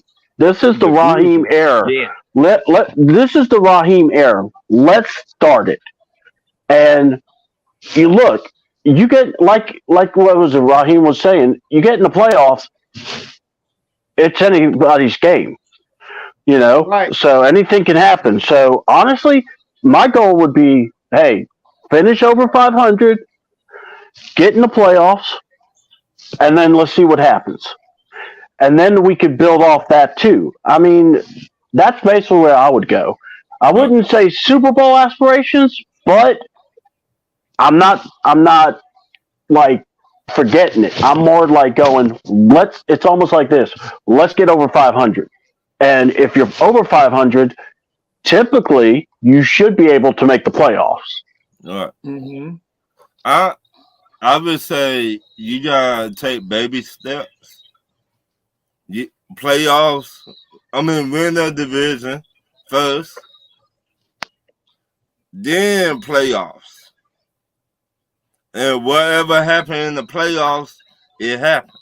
But you got to win your division first. Okay. Yeah. But yeah, that's what. Yeah, I'm with you guys. It's like let's get to the play. And look, I think Raheem. It's like this. Raheem's even said on the press conferences and interviews, don't because one guy was like, "Well, we're trying to tell people to give you a chance, give you some time." He's like, "Why? Pressure. That's what we need. We don't need to hide from it. This is what we do." And so when you hear someone saying that, that's why I'm like, I'm all about telling them, hey, let's get over 500. Let's stay away from the 710 crap. Let's try to get over 500. And if we take over our division, awesome. We get in the playoffs, even better. And then we could, to me, that's you building that foundation that you need. Okay. Now, hey, I can go along with that. Me, there's going to be a different offense here. Mm-hmm. All right. There's definitely going to be a different offense here. And a lot of the problems that, we run into are the fundamentals, where we would shoot ourselves in the foot by making dumb mistakes. Mm-hmm. A lot of the dumb mistakes was coming from the quarterback position. Mm-hmm. And now, if we upgrade that,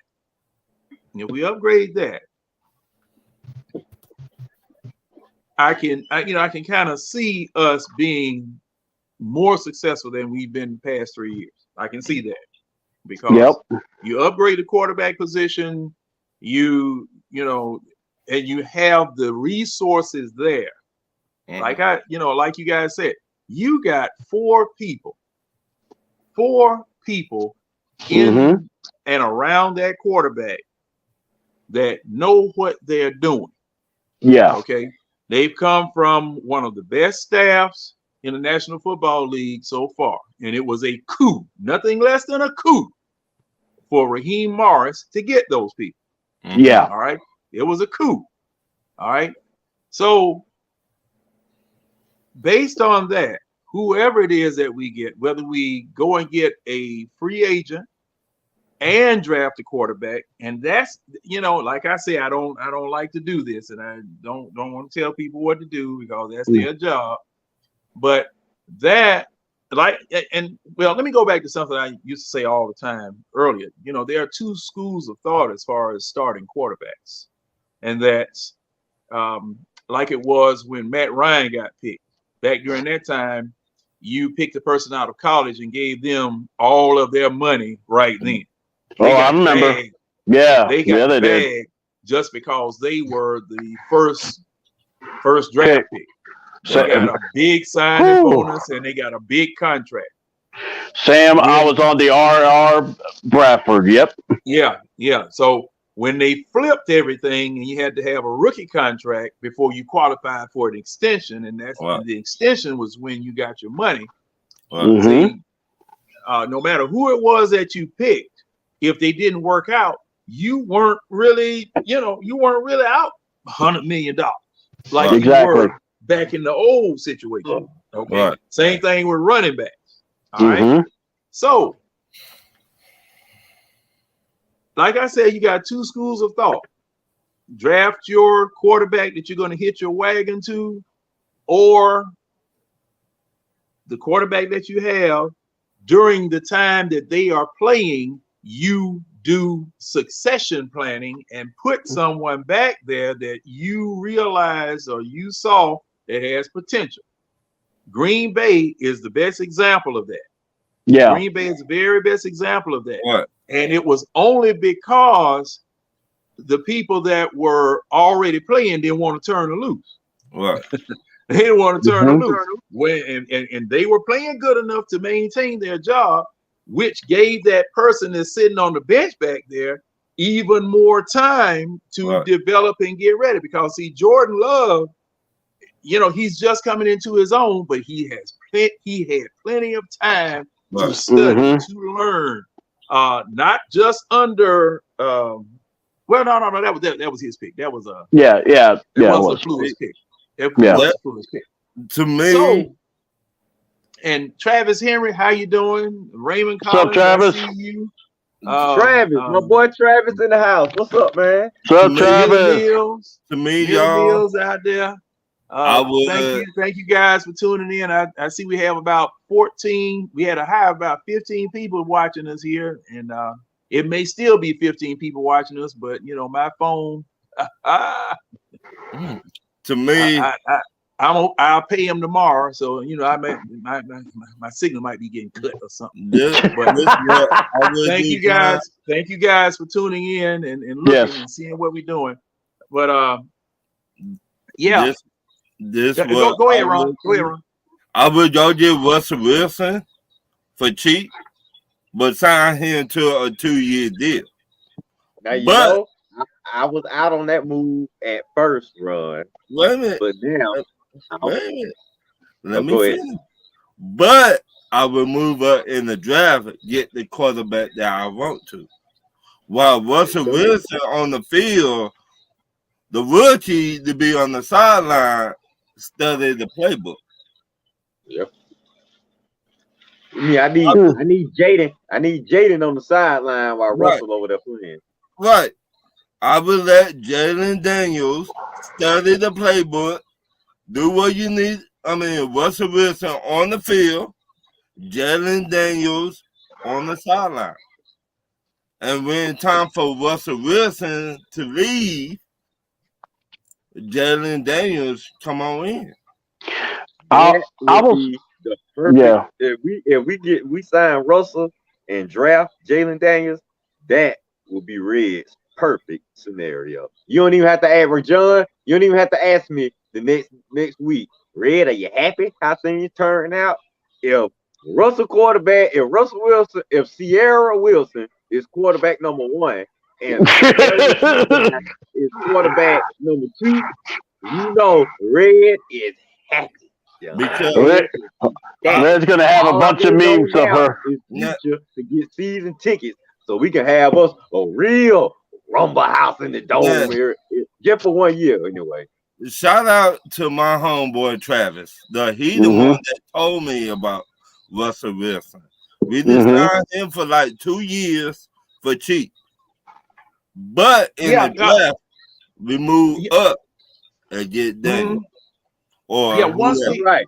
Get Russell. Don't affect the quarterback of the future. I don't want to sign Russell and folks that, all right, y'all, we got us a quarterback. No. We still have work to do. Right. Get Russell and trade up and get the quarterback of the future. Now I know we're working with some guys. Some intelligent minds. All right. Now here's what I want to do.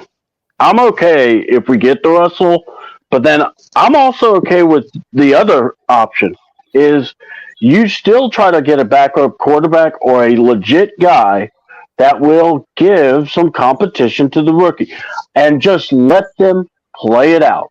The best man win the job. And even if it's Russell. You want Daniels as number 3? No. Hear what I'm telling you. What I would do, let's say we get Daniels, okay? Mm-hmm.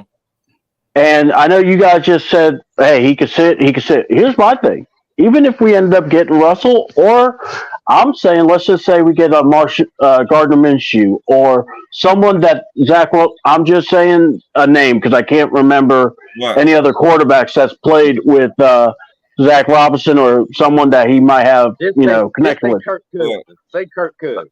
No, hell no. I think Kurt's going to go to Washington. But we'll talk about that later. But Back to Washington. I think so. I think Dan Quinn wants him there. I think Dan Quinn will want him there, or if not, they're going to move up to go get Caleb. That's what I think. I think Washington would do that. But anyway, what I was going to say was just get a quarterback. But what I want to see, if we don't do the rookie sits and the veteran plays, then I want to see both of them playing. I want to see who wants it, and whoever wins the job wins the job. Not Right. this. I saw in 9 snaps, Right. him performing, and then go, wait a minute, he threw an interception. Yes, but he's ready for the regular season. No, I don't want that. I Right. want to see a quarterback competition. If that's what if we're talking that every man should get it, fight for their job, that Right. should be the same for the quarterback. Well, what I can promise you, C-Dub, is the stupid shit is done with. You ain't gonna have Zach Robinson ain't starting no quarterback that ain't played for one series of football for him in the previous. My man, Raheem Morris ain't starting no quarterback that he only got the all this dumb shit that we don't experience the last 3 years. That shit is out the window. Now I ain't saying what it's gonna guarantee. I'm not saying it's gonna guarantee. No, I got you. But what I am saying is competent football, smart football, Mike Smith type football is gonna be back here. I know Mike Smith didn't win a championship for us, but them 5 years he was here was stable, was not no dumb shit. You know what I'm saying? It was competent football. Wait a minute, it was a dumb shit, man. Go it ahead. was Mike Smith. Everybody forgot Mike Smith played his best friends on the field, if you get my drift. He did not play the one that deserved it. He played his friends who he was really cool with. Break that down a little bit more, Ron. I need to know exactly what. Once again, if you was his friend, he would play you on the field instead of playing who deserved to be on the field. Okay. Now, Ron, who was that? Now, give me an example. That's what I'm saying. Who you talking about? So I can go. That was Mike Smith. Okay, who was it that he played? Who was it that his friends that he played? I didn't name a lot. Are you talking about the coaches or are you talking about the players? Yeah. You talking about the players? The players. Said players. To me, Witherspoon. Sean Witherspoon. Right. I was at the Witherspoon. Okay. Right. To me, if you cannot stay healthy, you don't need to be on the field whatsoever. Every time he made a big play, he got injured. I think I remember. I didn't know him and Mike Smith were like close like that. But no, I didn't remember that. Mike Smith and him were really close, but he did not need to be on the field, though. To me, okay. Now is that could that move run be considered dumb move compared to the dumb shit that Arthur Smith been doing though? That part of it. I will say that. Go ahead, John. I want to hear. Okay, if you say, let's be honest. If you got a good linebacker that worked his ass off, well, who you think should have been playing over Witherspoon? Anybody but Witherspoon. You sound like you didn't like Witherspoon. No, I just keep it 100 with you, man, and John. I know you're gonna keep it 100. I'm trying to see though, because I'm trying to get to your mind. Because to me, Arthur Smith offered us the most stable, the most stability we had in the Falcons for them 5 years. Was Mike Smith? Mike Smith. From 08 to 2012, to me, was the best era of Falcon football. What you think? You don't think it was the most stable? No. I do. What era was most stable than that? What, John? I'll let Go John ahead, answer bro. that. No, Okay, he go ahead, asked you, John. Yeah, Ron. no, He get asked the you. we're gonna get to the Okay, old I man would now. He say, asked you, Ron. I He asking you now, Ron. Now, would say, the Mike Vick era. No, mm, no, that was more um, of a roller coaster. Dan Reeves maybe, but once Dan Right. Reeves left, That's that what was I it. yeah, was gonna say. that's what I was thinking. That's Yeah, what That's I what I Dan. was was thinking. gonna say. Dan Yeah, Reed. And Michael Vick was there Right. at the tail end of Dan Reeves' era. Right.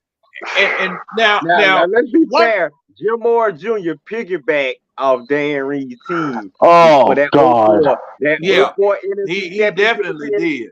Right. Yeah, he because no benefited way. from that. After that He But 04 definitely did. championship experience, we went downhill. 8-8, 79, 79. That's Jim Moore right there. That Yep. 2004. That right. was Dan Reeves' team. But the one I'm talking about, I think Dan Reed was the most stable head coach that know what he was doing.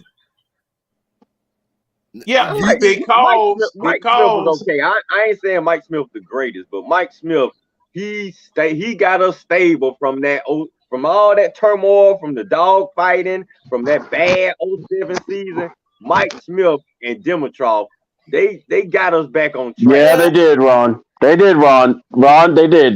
That's where you drafted Matt Ryan. I know we You ain't win no had, Super yeah. Bowls, run, but I'm No, saying just for that little period, we got me from 08, 11-5, 09, 9-7, 2010, 13-3, I think, and yeah. 10-6 the next year. Then 2012, that's the year we choked in the NFC Championship game. Them Mm-hmm. 5 seasons right there, well, to me, is about as stable as we get. That's for our first back-to-back. and Them were our first and you consecutive winning seasons.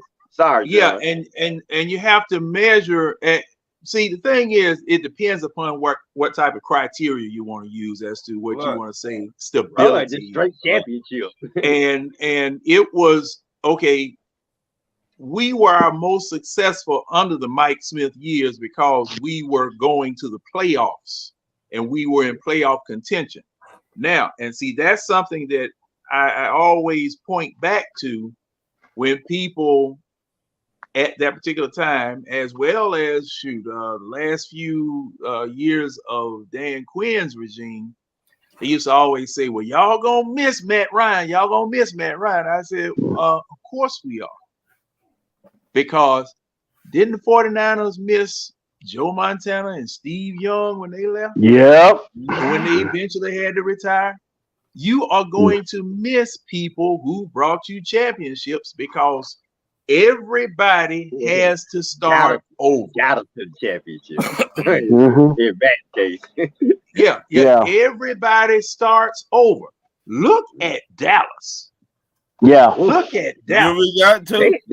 They had replaced Troy. Well, I mean, for the purpose of the example, yeah, Ron, I got to look at that because see, look, and the reason why I'm saying that their last, I mean, Aikman was their last Super Bowl winning quarterback. Yeah. That was my senior year in high school.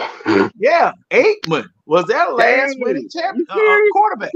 So, and everybody else, Jason Garrett, who the owner took a liking to and promoted him and made him whatever. The clapper. All of those quarterbacks. Man.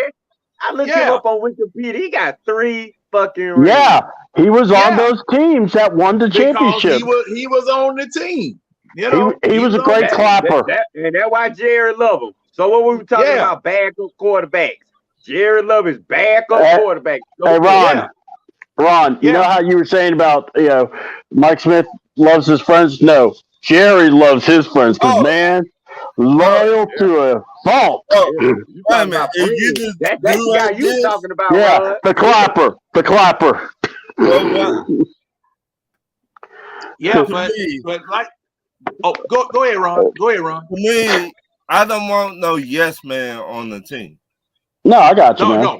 No. You know what I mean? And let's be honest, Dallas, Jerry Jones hired yes man. Yeah. Except for 2 people, Parcells and JJ. That's it. And he did not want Parcells. The Parcells told him to kick rocks. Hey, I got this player. let me do my job. That's why you hired me.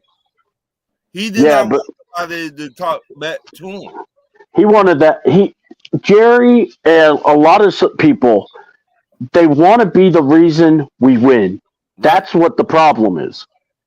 And owner again, is not gonna ever yeah, get the team owner is never gonna be looked at as the reason that a team. I mean, now let's go back and look at all the championships. How many championships do you look back and talk about a damn team owner? no, Any other exactly. Well, time, but see, that's what he wanted. That's what he wanted. And see, Yeah. I've said it before. He got in that bar and got drunk in that Yeah. bar and Yeah. started talking about Jerry Jones. Start talking about what's his name, Jimmy Johnson. Jimmy Johnson. Like, anybody could have done this and anybody could do that. And see, the thing was that they were one of the luckiest teams in the National Football League history for that Herschel Walker trade. Oh Okay. God, yes. And Jimmy did. They scooped up so many draft picks for that one man. It was just ridiculous. And John, they were able to build a powerhouse out of that.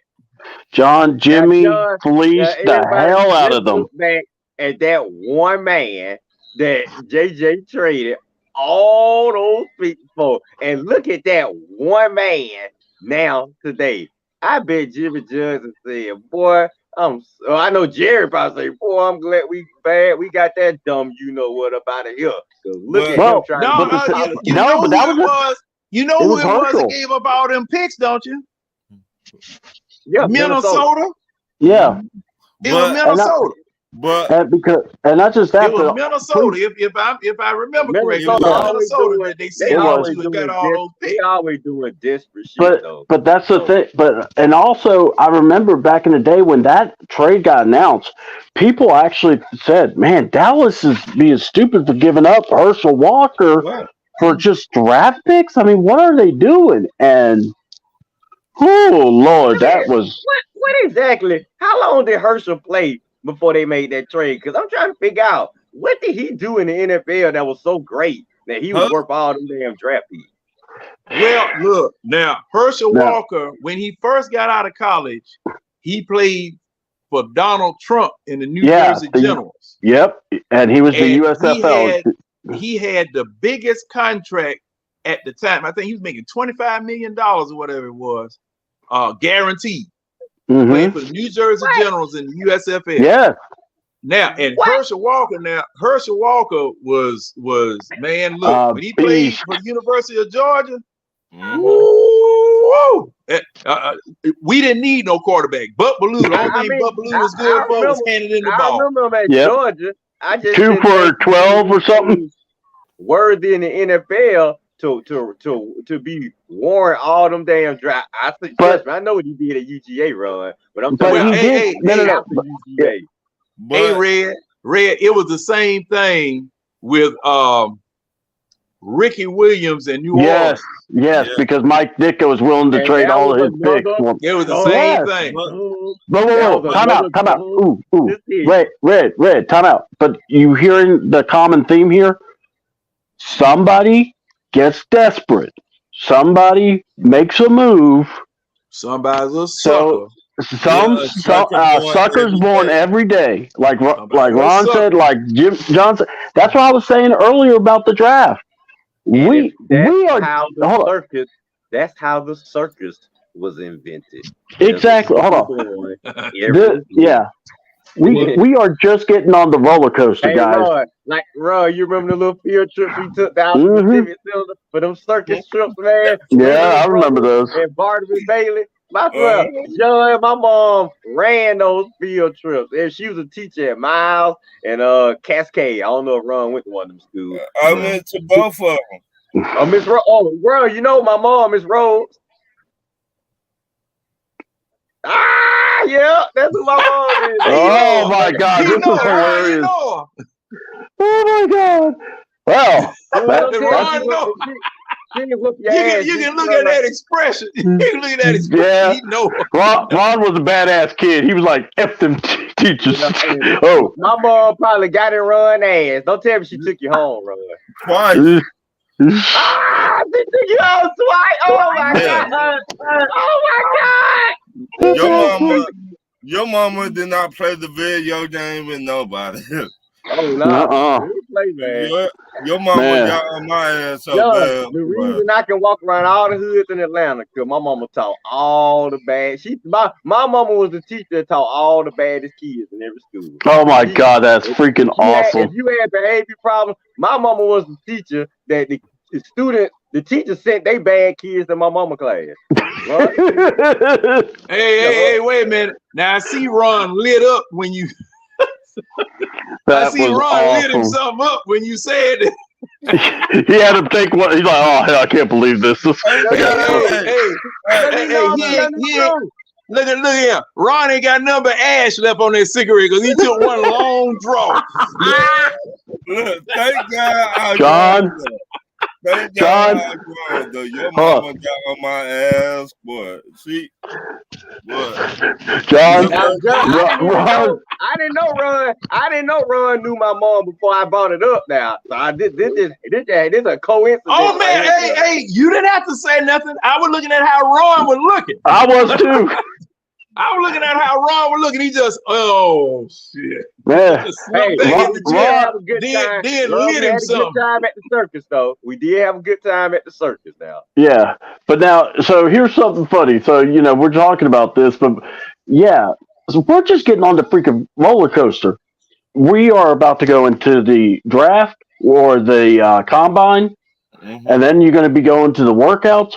Look, and this is what I was trying to say to that guy that said that we don't trade up, which was pissing me off also. But the thing was this, so you're telling me that Zach Wilson didn't happen, that somebody made some ridiculous throw and someone said, man, that looked like just like Patrick Mahomes, and Dan Quinn and his crew going to go, let's trade up for him.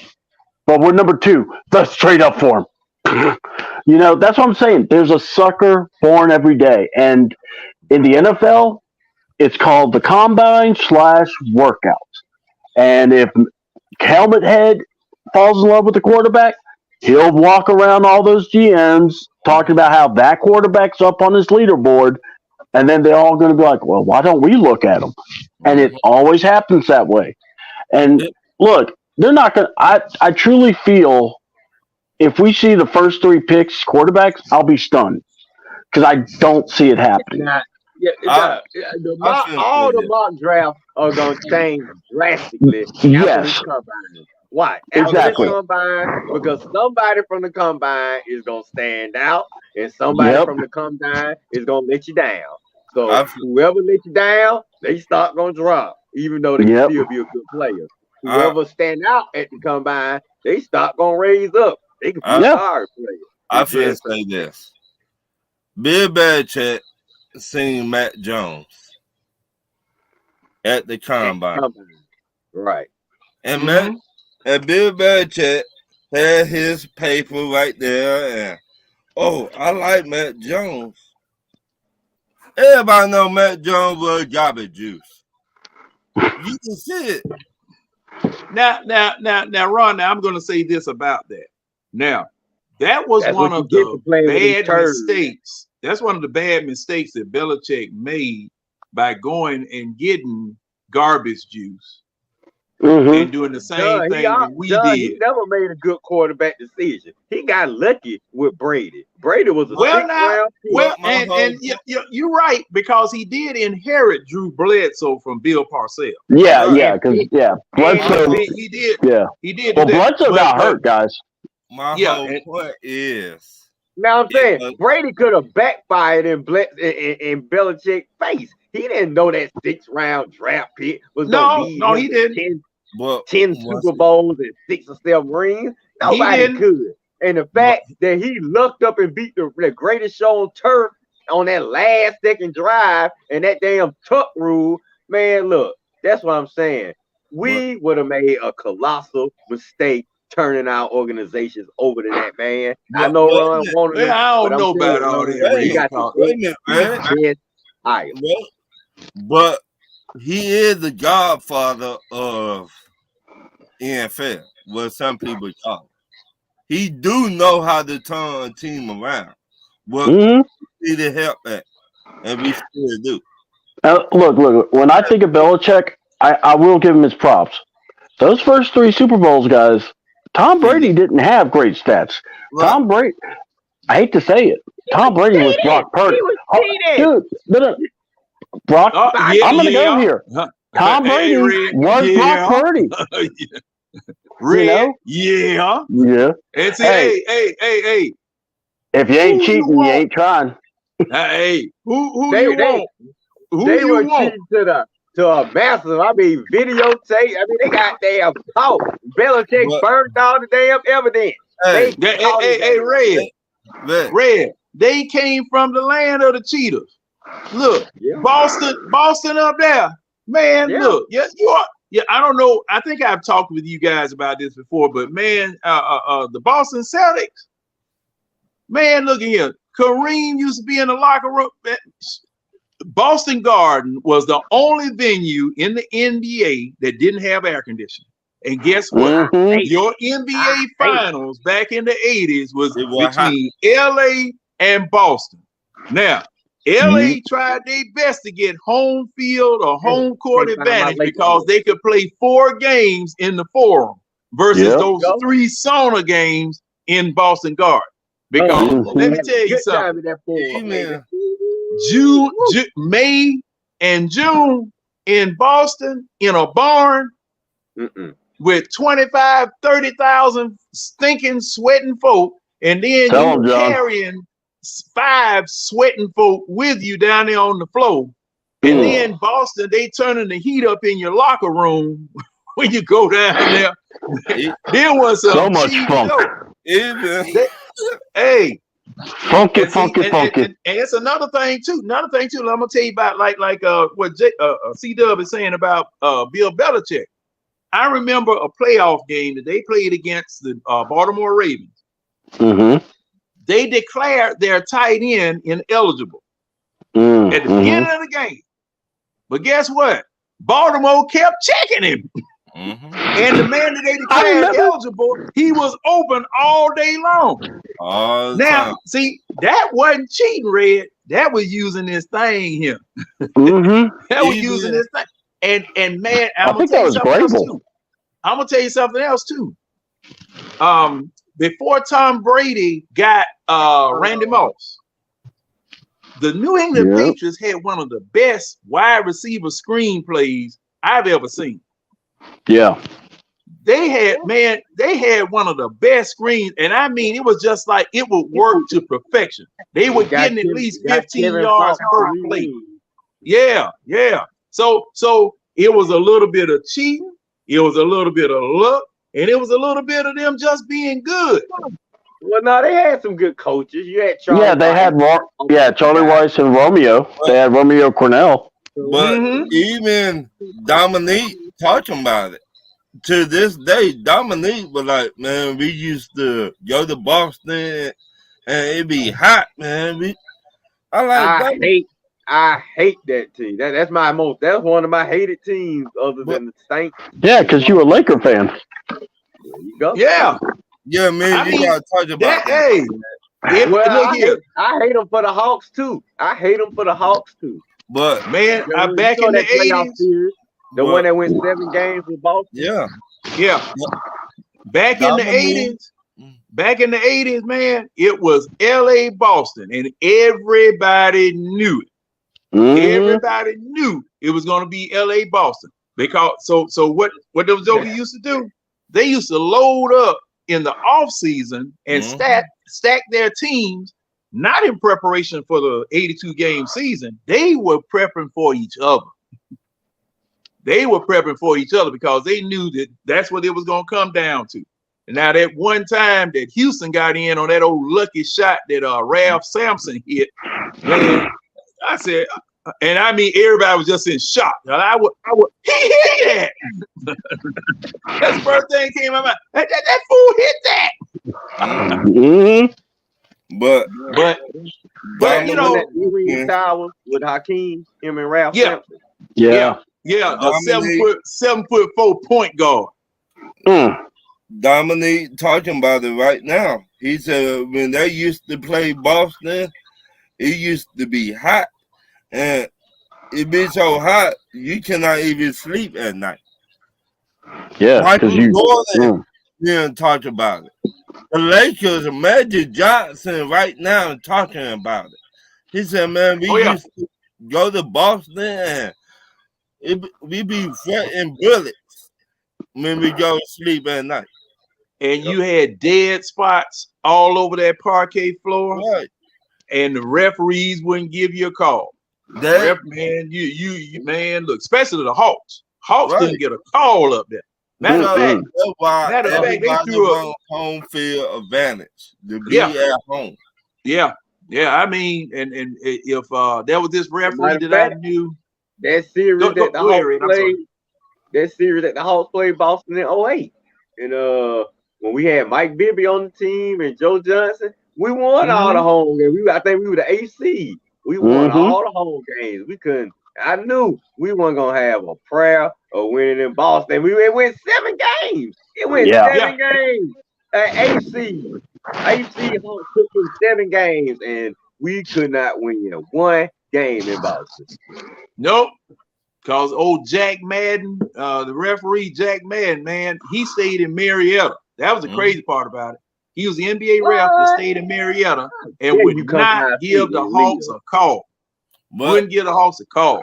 Man, how do you referee live in our town, man? Wait a minute, man. After that series, cash money. After that, I don't know if John remember that he got beat up a few times after that. The referee. Hey, I got a question. You know, we talking quarterbacks, and now we're talking Hawks. But I wanted to ask this question. Smitty put out a video, and you guys check out Smitty Sports Machine, by the way. But he did a short about potential free agents that the Falcons should look at. So the first person he had was Brian Burns. So what I'm going to ask, if you're able to get you a pass rusher, all right, it could be linebacker position, it could be from the defense or edge, whoever. Who's the guy you guys want as that fire breather? Do you want one, A, and then 2, do you want us to go get that person, you know, or if we go get them, who is it that you want? Can I go first? Yeah, Ron, go for it. Okay, go ahead, Ron. Go ahead, Ron. Because see, my question is, do we know what type of defensive philosophy we're going to have? Are we going to have a 4-3 or a 3-4? We're going to have probably a 4-3 with Raheem. 4-3-5. Yeah, that's what I was saying. You probably gonna run a 4-3 because he always gonna have that sneaky little defense. Like I'm gonna tell you, Ron, who gonna really come in to play now. We gonna need his ass now. D Alpha ass really gonna come in because he gonna be that 5th guy. Him or Clark Phillips. Because I think they're gonna go draft another cornerback. But this who now you mean, hey Ron, now you mean 4-2-5, don't you?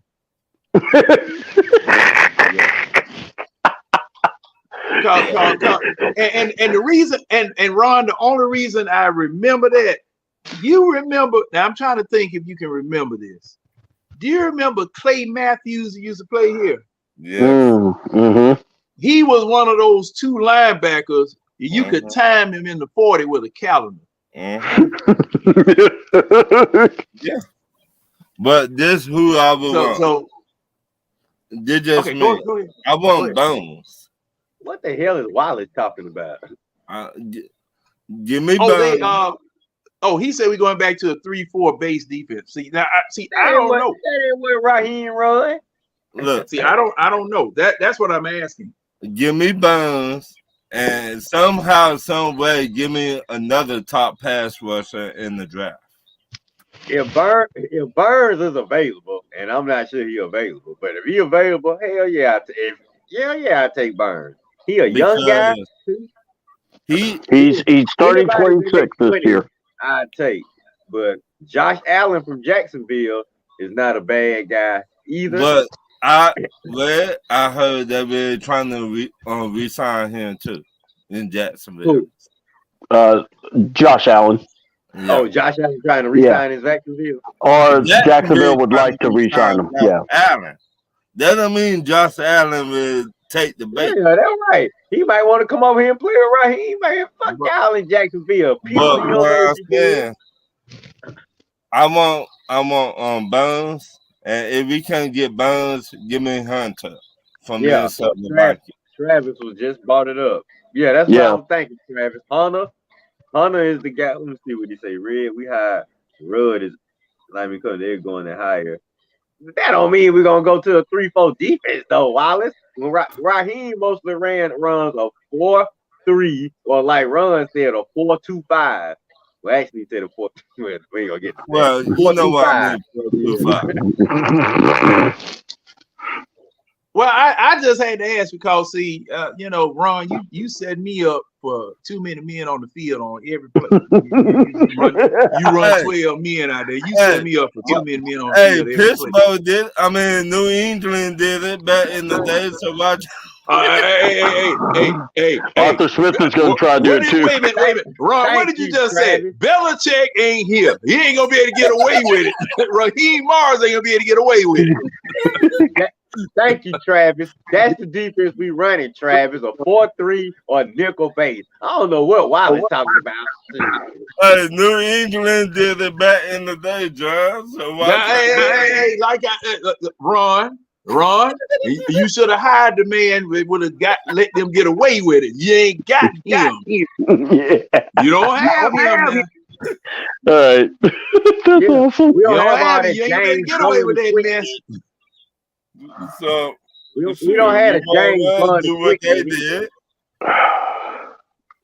But that's who I would want, though. All right. I think my thing is this. I just want a really strong, experienced pass rusher, a guy that when he gets around that corner, or if the defense goes, okay, we got to put two guys on him. I want my guys to be able to get at. I want a guy that's going to affect the game that way. And I'm like I said, give me Burns. Campbell didn't do a bad job. Well, no. Oh, I want Campbell back, by the way. I don't have a problem with Campbell coming back. What I'm saying is, though, you get me Burns, and think about this. If you put Burns there, you got Campbell, you get a returning Grady or Anyamata there, you can get a young guy, you get, AK, at that point, and like I said, Burns can demand a double team. Real And talk. yeah. If we just add one guy into this, because you forget, we already got Zach Harrison stepping up. We got Ebony Katie that's stepping up. So you add one more stud. If you add a guy like Burns to the guys, to the Harrisons and the Ebony Katie's, and to bring Calais back, and the David Almayora and Grady gonna be back healthy again. Yep. And you probably add some pieces in the draft. Look, and we got a defensive coach as the head coach. Man, I'm feeling great about our Yeah, and that's why I said you give me just one guy. I want Burns because I'm telling you he would affect the pass rush, and that's what we just need is that one guy. Him, Allen, Hunter. And the thing is, the style of defense, like they like to have their pass rushers be able to have that ability to flare out, and they can. Those guys I named can do that. So I'm just saying. I keep forgetting about Hammer and the linebackers who like to rush the passer, and you get somebody that occupies two people, and that's it. We're gonna be gone. I know you got Caleb, Ellis who'll be able to rush the passer more. And here's the other person that we're not talking about is Troy Anderson. Are they going to try to get him to work more defensive pass rush? No. If I'm saying try to get something out of him, as in trying to use him. I'm not saying he's gonna get something out of him. All right, we're gonna trade his ass. Yeah, we're gonna get out of him a trade. See, I mean, you probably could get something for him. I would make him into a pass rusher. Yeah. Why trade? Why trade him and really use him? Troy? Yeah. Yeah. We're gonna send his ass back to Montana. We don't need him. We got. Well, look, everybody had a lot of pass rushers in the NFL be having bad seasons. Mm-hmm. If you put that man next to Grady or Campbell and just tell him go get the quarterback, that's what we need, right? We Troy, need Yeah. Troy never leaped off my screen like Hammer and Ellis. Ellis and Nate. What's the guy name that took over for but, Troy? Nate Oh, Landry, Landman. right? but Yeah. Yeah. remember, They leaped off the screen every week. Arthur Smith not here no more. Arthur Smith didn't even have nothing to do with it. He was But defense right here. but Mm. Ryan Nielsen not here no more. So we just line Troy Anderson up as a pass rusher and tell him, hey, Right. y'all get the Because I'm gonna quarterback. tell you what, if Troy if Raheem ain't gonna waste his time, Troy better show him something, or he gonna be out the door. Hey, Yeah. man. Well, and you know what? Like John said earlier, you know, you're on a new team. This is a new coaching regime. So all these draft picks we've drafted, that doesn't give you that, backing of saying, hey, we have potential. You could use it. No, you got to show me. You got to step up. And this is the thing. If these guys are that good, they will step up. They're going to do stuff. I do agree. My thing is this: you can't argue with depth. So if you had Troy and you can use him as a pass rusher, do it. But what I'm saying is, go get you the experienced guy. Get you a guy that can get sacks. It's like we're talking about paying AJ Terrell, and we're worried about a corner. Sometimes just go get you a freaking pass rusher. Mhm. Because that. I want my own TJ Watt, Miles Garrett defensive stud. That's what Yeah, I want. Somebody that you got to worry about week in and week out, in addition to the young guys that we already raised. and we I already don't got want them to J.C. go anywhere. Bates. I want them back. But I want that one guy that your ass got to be like, man, I want that quarter to be like, what we going to do with him and Well, these other Mhm. guys? well, don't get Burns. Burns right there, he trying his best to be out Carolina. And He by done the way, Is he really free though? Y'all keep saying he's free. Is he a free agent? this is what I heard from Smitty, and I've read about this. So apparently, Carolina can't franchise tag him due to the contract that they negotiated from last year. Get out. So, Before I let this so franchise if that's true, Burns is free to go wherever he wants to go. If come on, Carolina man. doesn't offer him an extension, and look, I He'd don't be care. crazy to It's like sign this: with them. You if either you say can, you want to sign with us or you want to sign with them. look, if you can offer that man 21, 22 million a year, do it, because at least that guy Man, will be worth it. I mean, he's he said, 26. He's going to be 26 this coming year Mm-hmm. oh, when the that's football perfect. season starts. So that he's healthy. The man makes plays. I mean, I'm down for it. Or why can't we just sign John and tell John, No, John, you gotta come around that corner and sack the quarterback. Come on, John. Hey, Look, wear that gear on your Facebook picture. look, let Look, me tell you John. something. Man, I Look, need that was somebody. right before Dan Quinn. John ain't gonna get but one sack. I have a problem coming around the corner from the bedroom to the bathroom. Shoot. That ship has sailed. That ship has sailed. But now, and see that's what I was thinking about while you guys were talking. There's still a lot of stuff that's going to be up in the air. Now I know who was that? Wallace was saying that we were going to go to a 3-4, Mm-hmm. as well as the offense of this team next year. It may change, then again, it may not. We may be doing a flex 3-4-4-3. Mm-hmm. Depending upon the personnel that we can We'll have stick in enough there. decent linebackers to go to a 3-4. Yeah. So and someone made a comment earlier here in the stream talking about the fact that we were going to stack the defense through free agency, take care of the offense through the draft. Mm-hmm. Because yeah. I think Winston had said that we have the potential of having more money this year than we had last year if we get rid of certain folks. Okay? Yes. So if that is the case, we're going shopping again. We're Mm-hmm. going shopping again. Well, we And going that's shopping. another. Yeah, and that's another reason why I'm saying that. Okay, we should. See, the thing is with me and first year head coaches, I got to give them that first year because they got to get stuff together, especially, and this is just me. You guys may disagree, but I do that especially in light of the fact that we do not have a quarterback. We don't have a quarterback. Mm-hmm. And not having a quarterback is, you can't win without the quarterback. I'm sorry. You can't win without the quarterback. And Totally agree. these 3, 7, and 10 seasons have shown you can't win without the quarterback. All right. Among other things that these 3, 7, and 10 seasons have shown. So yep. And like I said, this is just my opinion. It's just my opinion. You guys, I glad to have you guys on so I can bounce my opinion back and forth, and you guys can tell me because see, otherwise, I ain't no telling what I go get from the store. What type of philosophy I would have. Ain't no telling.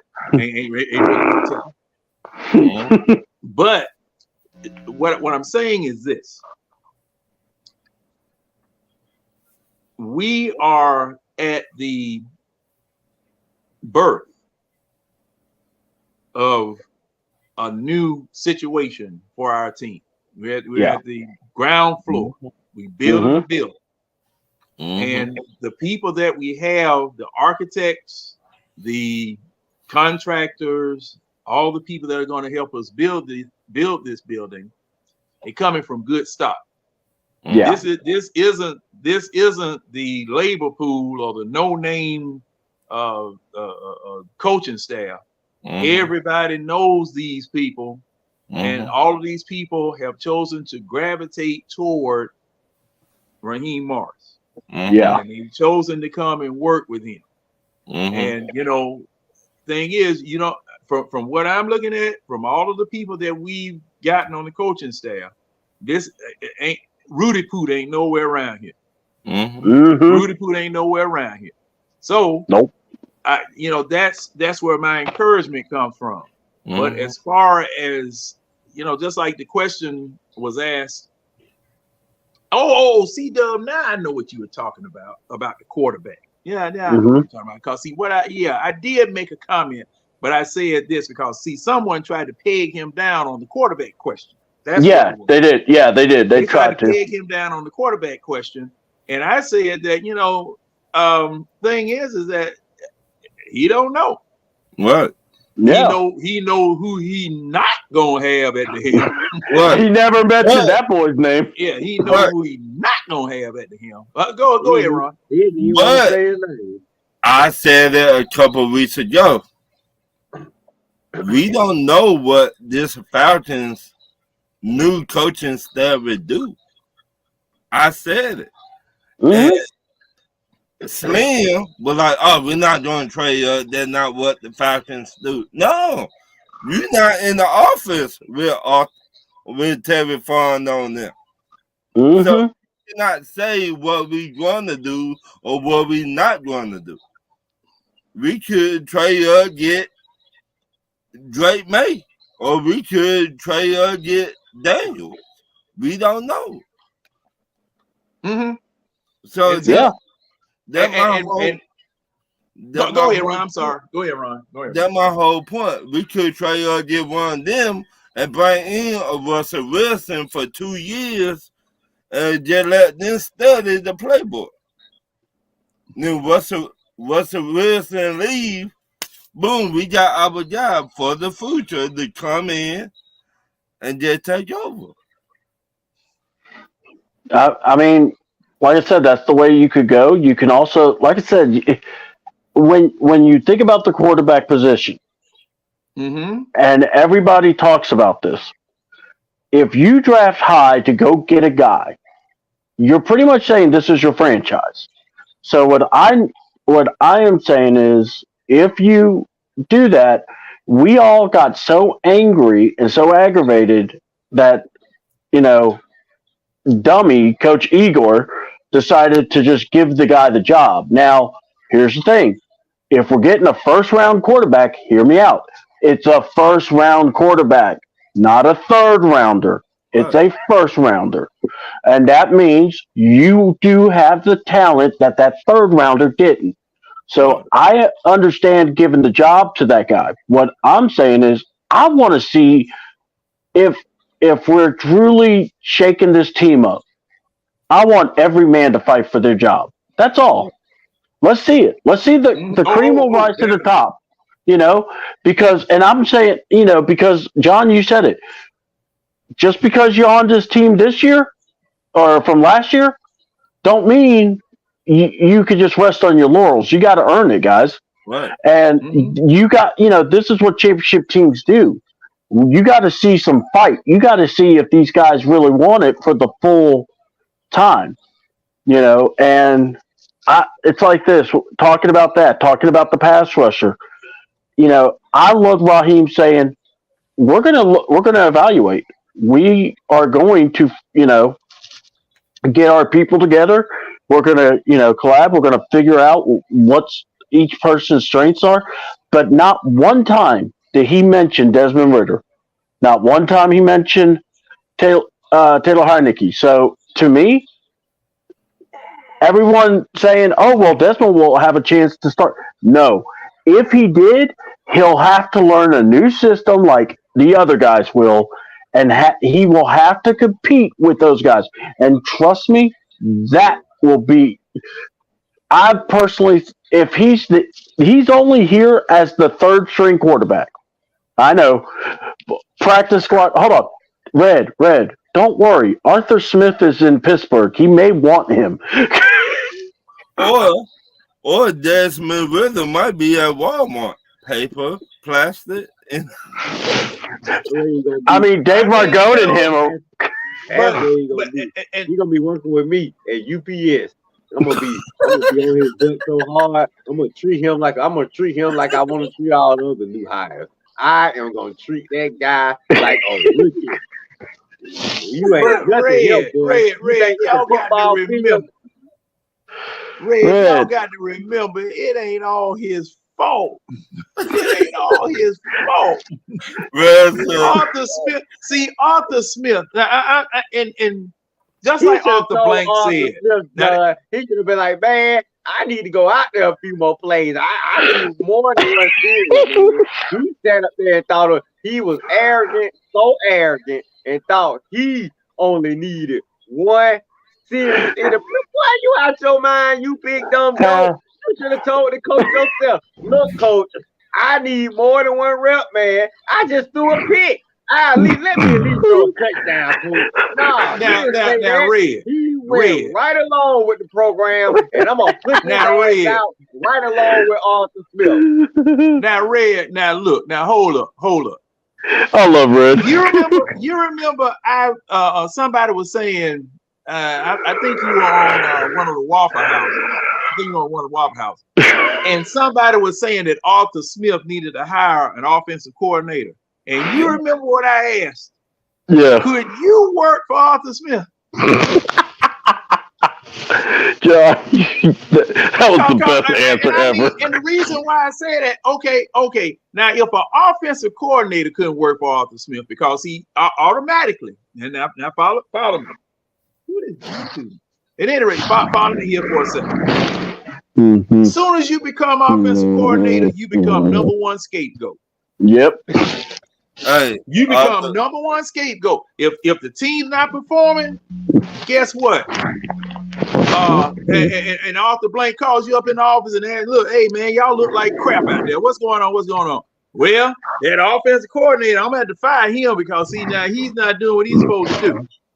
running your offense now, Arthur Smith, running Arthur Smith's offense. See, John. that's why Dave Ragone, I kept telling people, all right, Dave Ragone is listed on the roster as offensive coordinator. Okay. But guess what? He ain't saying a mumbling word about nothing that's being called out there on the field because, see, the thing is that he's safe as long as he steps back, gets the money for the title, but doesn't do the job. John. He's DoorDash. He's your Arthur Smith right here. Yeah. And bottom line, John, this is what you're trying to say. An offensive coordinator under Arthur Smith is like a LeBron James teammate when he going for the title. I already know who gonna be the scapegoat. You are hired to take the blame. When LeBron win the title, it's the teammate. The guy he traded for. The guy he told the front office, this is the guy that we need. What's up? That's the reason why I said Ritter couldn't tell him anything. Because Ritter was very happy to be here. Ritter was just very happy to be here. Oh, Coach, I'm so glad you grabbed me out of I don't have to wait. I don't have to wait 3 days to get drafted, and y'all got me in the 3rd round. Thank you so very much, Coach. So I'm not gonna let you down. You know, I'm not even sure. He kissing off. He probably would have went undrafted. This guy sucked so bad, man. This guy I wonder. This trash ass QB.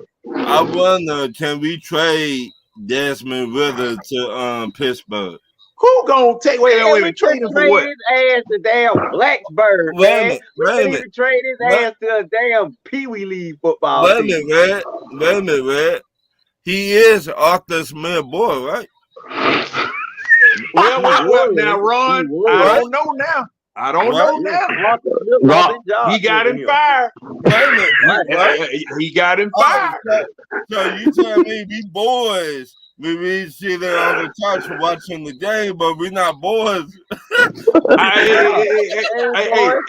Hey, Ron, tell you what, they got an opportunity to get him because he ain't costing that much. Yeah. Now let's see what happens. I'm so free because I'll take a 4th. I'll take a 4th. I'll take a 5th. I don't mind. Let's see what happens. It's gonna be like RoboCop, y'all. You know when the captain walked in the locker room and took the little name plate off the locker. That's what Raheem and Terry about to do. They're gonna walk in the locker room with a big box. It's gonna be a little cardboard box, and they're gonna walk right over the real locker, and they're gonna just take the little name plate off. He ain't passed away, but they let you know in their eyes he's dead in their locker room. Just take the little name plate off, throw it in the little box, and tell you somebody new will be coming in here real soon. Heineke, matter of fact, they're gonna do it with him and Heineke. They both Don't get 2 trash bags. We're gonna need 2 trash bags. But Heineke and Ritter, the only difference, Ron, is Heineke is we're gonna let you put your trash in your bag. Ritter, we want you to get in the fucking bag. Hey, not just that, but when they were, they're talking about the offices, guys becoming like when Zach Robinson's like, guys, can someone please tell this homeless guy to get out of my office? And they're like, oh, sorry, that's Dave Ragone. He's still finishing up the last DoorDash order. He's about to get, he said, we haven't told him we fired him a while back. We thought Arthur did. Apparently Arthur forgot. Hey, this Dave Ragone right here. Do you remember that scene in Reservoir Dogs when Tim Roth was in the restroom and all those cops was standing over there in the corner, and he just made one noise, and they just looked at him like, what the hell are you doing? That's gonna be our coaching staff is the group of cops, and Dave Ragone is Tim Roth, and they gonna look at him like, what are you doing here, boy? Get out of here, man! Don't you see we ain't having a meet? Every time David John, they'll be like, hey, I don't know what you're doing, but you gotta get the fuck out. Hold on. Then you see the doors of Falcons headquarters, and you just see David go get eaten out the booth. Like that.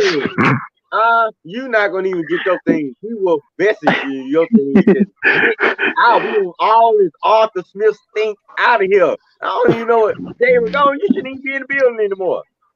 But let me ask you this. Now hold up. Have they fired him officially yet? Yeah. Yeah. I believe they did. Oh, they didn't fire you, Dave? Oh, well, walk into my office, big dog. We're gonna put it all around them and everything. Well, Now look, I got the moving truck out back. Hey, John. Oh, go ahead. I could get on 285, be there by the morning time, and meet David Jones. John, if you've seen Goodfellas, they walked him into a room. Pow! oh my God, And we haven't seen him since. I hope it ain't that extreme now. They told Dave was gone. He gonna be part of the staff. He gonna be a made man. Dave walked in the room like, okay, I'm gonna meet all the staff. They walk in the empty room, be like,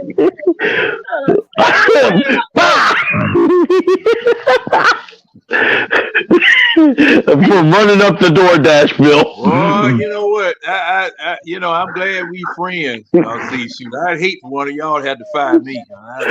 No, John, we don't do that. I would, man. Look, I remember there was this movie a long time. I can't think of the name of it, but the dude, his only job was to go out and start the car. Oh boy, man! Every time this dude would come out of the big man office, they knew what he was going to do. He was going to start the car, and you could see folk running in all directions. Every time he came out the office, he was going to start the car. And man, look, this joker, he would close one eye and wink like that, and if that mug turned over more than 4 times, he all in there. He'll leave that car right there. Hey, John, what the name of the garbage company down there? Well, you have the city runs, each individual city runs it, but what was that? Waste management. Okay, usually does it. Yeah, I've been paid $2.99, and tell them go over there, meet David Jones, and we'll be happy. Now, I ain't putting all the blame on Ragon now. No. Well, and see, you can't put none on him. You can't put none on him. You can't put none on Dave Ragon. But the thing is that okay? Now, when Charles London was carrying the title, you never saw Charles London talking to any of the quarterbacks. No. Okay? You saw Dave Ragon down there with the Surface tablet talking to him. Now, where my quarterback coach at? That was my question. Where my quarterback coach at? You supposed to be coaching these quarterbacks, and I still don't see you. I don't see you. What the heck going on here? It was a good old boy network in reverse. See, I don't see you. Where are you, man? He said, you see my tablet? You see my man, if you look at or if you watch the sidelines, is that what he's gonna be doing in Pittsburgh, or is Mike Tomlin smart enough to put him up in the press booth? So no, Mike Tomlin's gonna tell him, "Hey, players, you gotta take your." You gotta make him walk the stairs. But I guarantee you, Mike Tomlin gonna be cussing all in that doggone. What the hell was that? What was that? What the hell was that? Hey, I thought Samir gonna be like, Now, man, I'm just saying. Now, hey, King Atlanta supporter, you want to get back in here? What you got? I know you've been back there laughing your head off because I see nothing but. Laughing Laughing emojis. Yeah, man, I'm laughing at every last one of y'all because all of y'all comedians. Man. I'm just laughing my We But we hey, try. hey, man, we laughing to keep from crying, baby. Yes. Because we have suffered long and we've suffered hard, Jack. Yeah, I mean, it's time King. Get for here. Super Bowl rings, man. That was the King, time for Super Bowl rings. Hey, y'all Yeah. been seeing my comments, though. I be saying how we gonna win a lot of Super Bowls, bro. I've been saying it a lot, man. When people, man, I ain't playing. I'm ready. You mm, know, so I'm ready. I think this is it, though. This is it. Well, This is it. Just give me you two. know, unfortunately, like Ron said in the very beginning, we ready to go now. And it's a mhm. crying doggone shame that you had to hire a doggone coach in January and have to wait all the way until September to see what's going to happen. Right. See, yeah, that our last game, the NFL season or the NFL year concludes this Sunday. And now Yep. that I got all of you on here right now, you know who the participants are. So y'all tell me who you like. Yeah. I got to go with Kansas City. Patrick Mahomes. The way he been playing the last 3 games, and that defense stepped up, I would say 27-21. Kansas City. Well, for them to city, yep. Okay. All Red, right, what about who you? next? Who want to stick their foot in the water next? I'll go next. I'm a fan of greatness. I'm a fan of like I say, when you're on the run like KC on, you might as well chip on him going to get the third ring. He gonna get it eventually. So he might well do the back to back and just keep the flowers coming because Pat Mahomes deserves it because he is the face of the league. He's a man on all the commercial. He deserves it. He earned it. I mean, he is that guy. I mean, he's the guy that we all trying to find in the draft. Him or Yep. Lamar Jackson. It's either one of those type. If you can't get Lamar, you're trying to get a Mahomes type. So look, And only Brock reason why, Purdy, it's a good story. It's a good story. Oh, sorry, I'm almost finished. Brock Purdy, it's a good story. But you going up against the guy, and I told folks all them troubles the Chiefs were having wasn't gonna mean a damn thing when the playoffs start because they can easily do this, flip that switch like it's nothing. When you got a great quarterback, you always got to change. So I mean, it is what it is. Chiefs over the 49ers, 35-17. okay, They gonna that's whoop good. that ass, baby. Shanahan Yeah, gonna pay. You gonna pay yeah. Shanahan for Hey, ruining I my bet. Super Hey, Bowl, look, boy. I You bet ain't he ain't gonna gonna lose the never Super Bowl playbook. win a race. He ain't gonna. Hey, I remember last time we went to, when the Falcons went to the Super Bowl, he lost the Super Bowl playbook. He ain't losing it today though. He ain't gonna I lose it think today. no, that just be beating He out don't of have to them. lose it because it ain't gonna even matter, King. They gonna get their ass mollywopped because Andy Reid ain't gonna lose his playbook. Pat Mahomes ain't gonna lose his playbook, and that defense damn sure ain't gonna lose their playbook. They got some Brock Purdy ass. It ain't gonna be a Purdy day. Hey, Did you, King? You went right. I just wanted to make sure before I started talking. Yeah, I already went. I said All Kansas right, City. cool. All right, cool. All right, look, this is gonna be. I truly believe this is gonna be a clean sweep for all of us because the only way that the Kansas City Swiffers don't win this if some crazy people decide to kidnap Mahomes and do the Celtic Pride movie with him.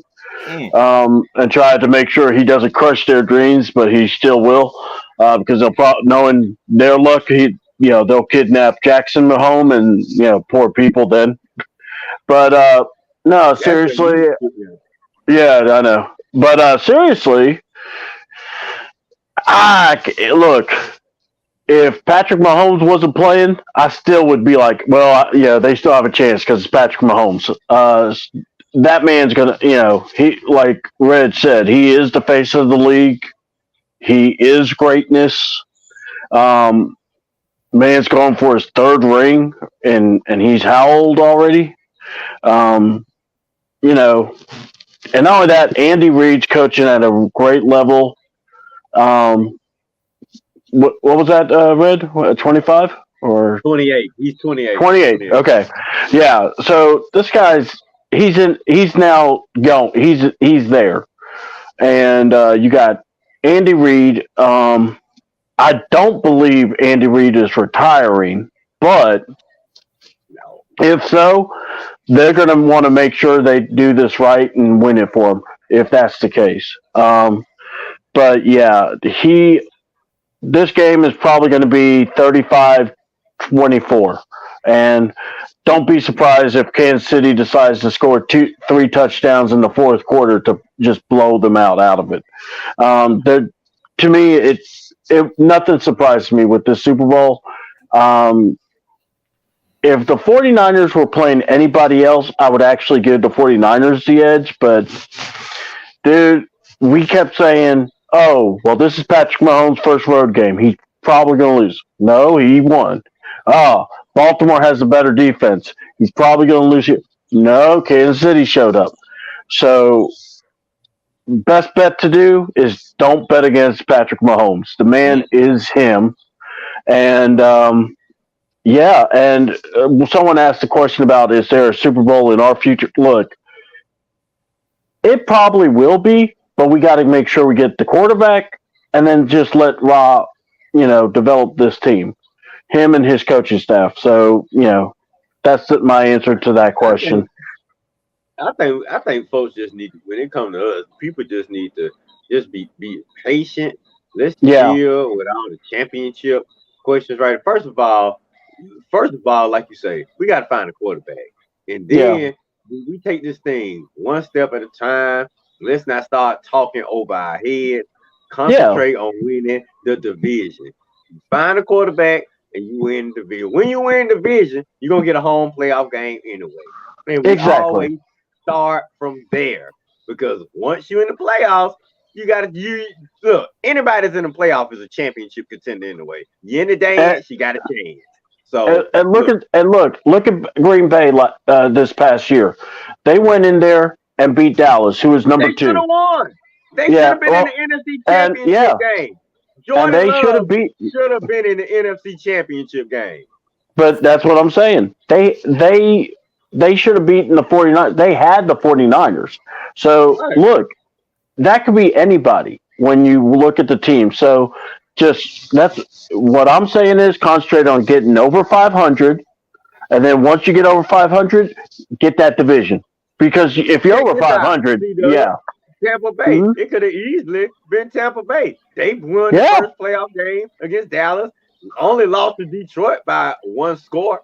Tampa Bay, Baker Mayfield and Tampa Bay could have easily been in the NFC Championship game. I know. And I even said, Red, I said, should we look at Mayfield as a potential quarterback target? Tampa gonna bring him back. So Tampa will be complete not to bring Baker Mayfield back. Right. Tampa Bay going to sign him. What he did this year, if they don't, that would be stupid. I would be stunned. I would be stunned if they didn't. And Falcons are we're gonna find our own quarterback, and we're gonna find somebody to compete with Baker, compete with little Mice Young, and compete with the Stank. Well, we ain't gotta worry about the Stanks right now. So John, what about you?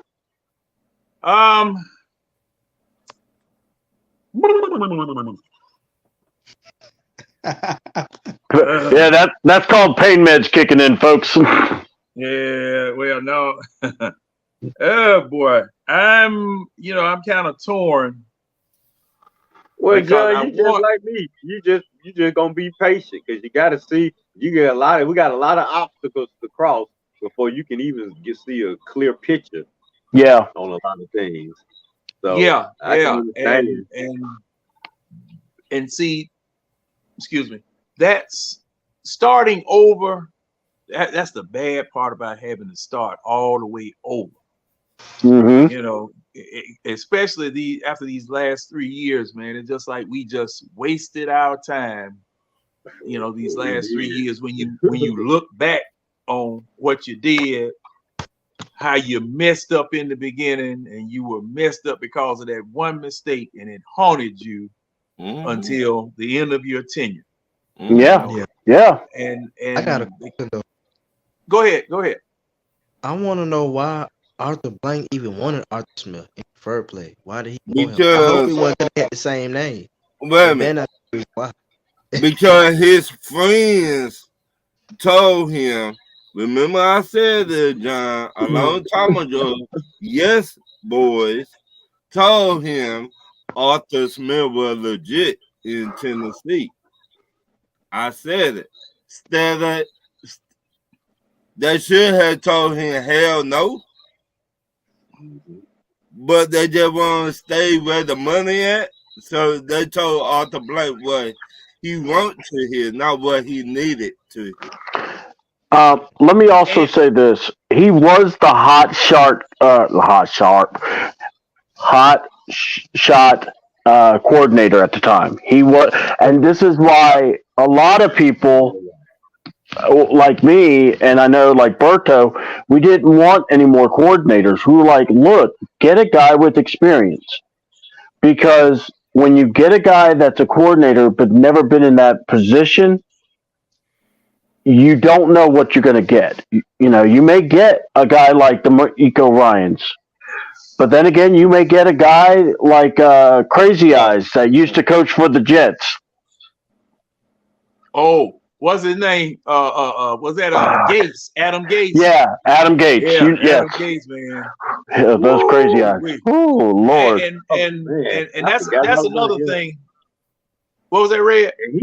He got two coach. Didn't he get two coaching jobs? Yeah. Say what? What was that you said? I didn't hear you. He got two coaching jobs, Adam Gates. Yeah. Oh yeah, that's right. He did. And see, that's something else. We have been hiring coaches using is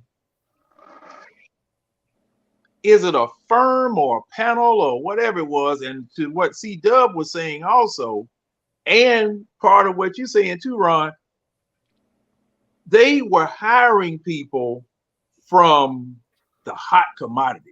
Folk who said the folk was this, that, and the other.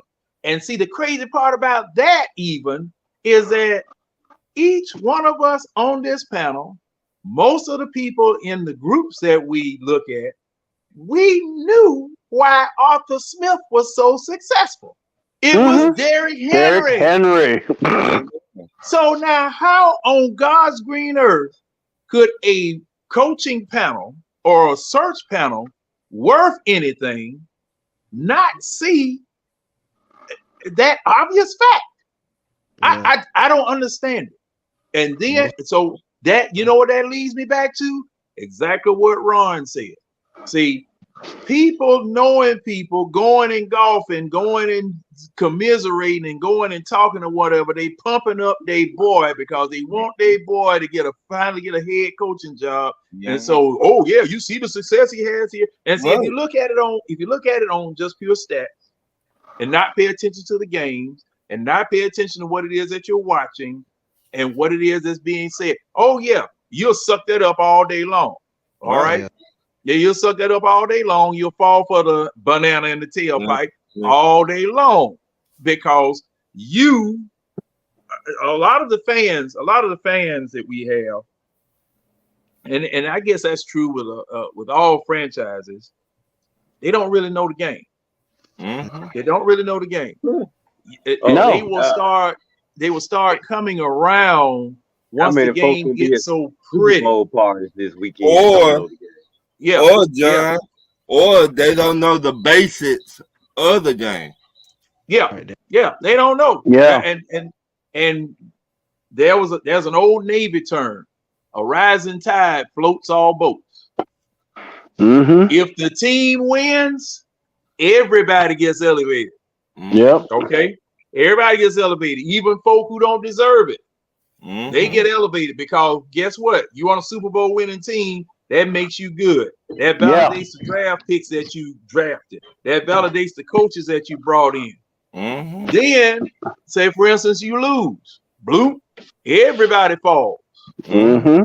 Why you draft him? What kind of coach is that? And then you start looking at that, and then you start seeing, hey man, was that really a good draft pick? Did you really do what you were supposed to do? Did you really pick the right person at the right time for the right job? You start asking those questions, and it can go either way. It can go either way. Some people are going to get elevated that don't deserve to be elevated. Some people are going to get disrespected that don't deserve to get disrespected. And it just happens like that. And just like my analogy all the time about farting in an elevator. All right, the person on the outside trying to get on the elevator, when they open the door and that stench comes out of there, he looking at everybody on that elevator. All y'all did that. They don't know who did it. Y'all stink a little bastards. They don't know who did it. They just know the elevator stank, and then I'll wait for the next car, please. Like being in the elevator with a bunch of preschoolers. Yeah. I don't know, man. They're more behaved. But yeah, John, everything you said, I'm agreeing with, because it's like when you look, and not only that, but listen to how, if you could go back to listen to some press conference Arthur Smith has said, you could see where Arthur was all about doing his style, his way of doing things. He put it always on him, or we're going to, do this.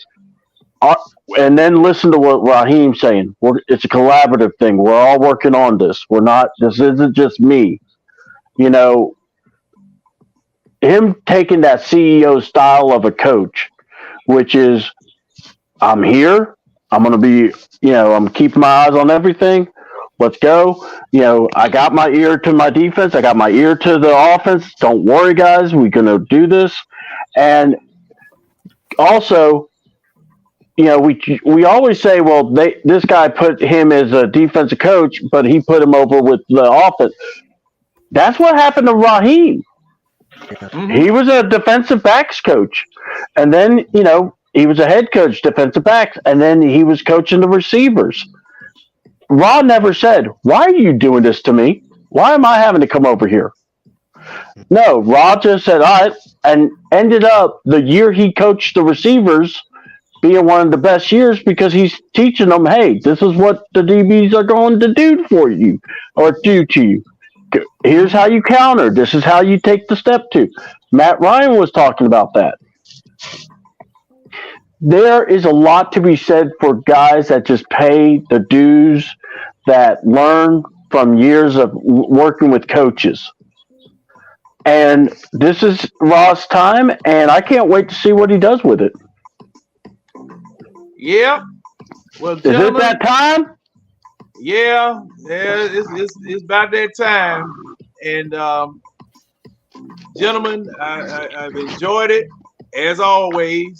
Got the Congo music going. Appreciate you guys, coming in and helping me out, and hopefully my sidekick will be back next week. I'm gonna put the APB out on him and make sure he's all right, because he up in Richmond. It'll take me about 5 hours to get up there, but if I gotta go, I'm on the way. Yeah, I hear you. And let's go around now. We like to thank everybody who has come in. If you take a liking to what you've seen, there's a button with a thumbs up. Hit it with a hammer, hit it with your thumb, hit it with your fist. Just bust a hole in your phone and make sure that thumbs up like button is hit. Or do what Red doing right now. And thanks to all of the other content creators and everybody who's tuned in tonight. Couldn't see your names, couldn't see all of you, because I'm just running with my StreamYard comment app right here, and probably missed you. But it wasn't intentional, and hopefully we covered a lot of the points and a lot of the questions that you guys, questions and comments that you guys have had, and I've been trying to keep up with everything to make sure that your voices are seen and heard. Show grades for the night. Let me see. Ron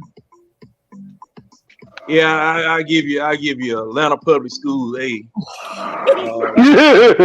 Red, They're not you good. get an A, but you know I got to get off here. I change my mind. C-Dub, let me see. C-Dub, you take an A. And Atlanta, King, since you were late, King, and dropped down and came back in, you got it incomplete. Hey, look, I'm cool with that. I'm still 10 toes down with Atlanta, so I'm cool with that. Okay, I'm gonna give you an incomplete, and I'm gonna take an F because I know I could have done better. All right. So, but that is a true leader right there. Yeah, Ron, that is. Ron, where can they find you at if you're not hanging around us folk here? You can find me on Tuesday nights on 8 o'clock. It's called Talk Your Is. We come with the jokes, but we come with the stats. And if you're not ready for the jokes or the stats, you don't need to come on the show. It's a good show. We coming. keep it real, we keep it 100. I'm coming. 10-4. Red. What can they find you at, Red? Where they gonna find you at, Red? Well, in about 3 weeks, you can find me on Run Show when I'm on vacation. And me and C-Dub, we got to get our Monday morning music back start again. We're probably going to do it again this morning after Super Bowl. Yeah, I've been a little tired the past Monday, but this Monday, me and C-Dub will try to hop back on here. But my main show, well, also you can find me on Wednesdays on the eye test with my main dudes, Winston and John. And my main show, the Red and Real Sports Show, Facebook, YouTube, Saturday mornings at 11 a.m. Love to have you, and I appreciate you coming. Thank you, John, for having me tonight, buddy. Thank you, John. Oh man, you know it was always my pleasure. Always my pleasure. C-Dub. Red done took about half of what you were about to say, but you go ahead and say it again. Yeah, you know how it is. Look, the way it is, Ron's show, guys. Make sure you check out Talk Your Ish with him and Homeboy. I mean, they are hilarious. Hey, Ron, drop that link. For your show. Because 3 Dirty was in here, and Demetrius Jeffrey and Raymond Collins and all them in here. I just want to acknowledge them. I'm sorry, C-Dub, go ahead. No. And also thanks Miss B and Miss Diva for stopping by also. And check out Red and Rev show. Really good folks, really good stuff you can get from them. Guys, check the eye test out. This is where we at. The group.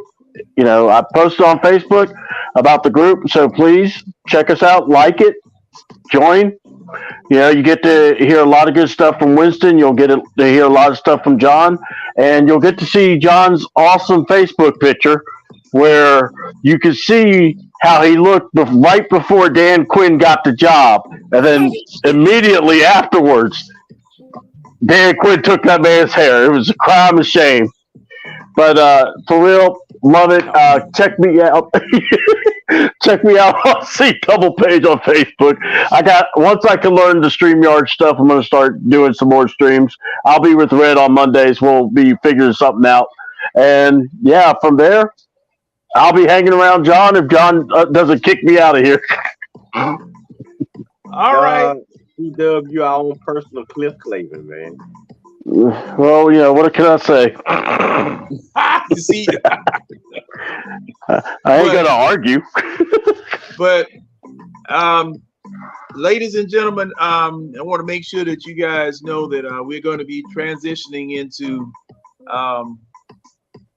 basketball to a degree. We're suffering and moving along with these good for nothing Atlanta. Oh Lord Jesus, help us! We're gonna transition into basketball, and we're still gonna be bringing you Atlanta Falcons as well as league football content on and off. Because a lot of the things that affect us affect other teams around the league also. So, we'll be referring to this, talking about that, just making sure that we are as well-rounded as we possibly can be in your sports smorgasbord, as it were. And on behalf of my absent partner, Winston, thanks everyone. Appreciate you. We getting ready to go. Peace. Bye. Bye. Deuces.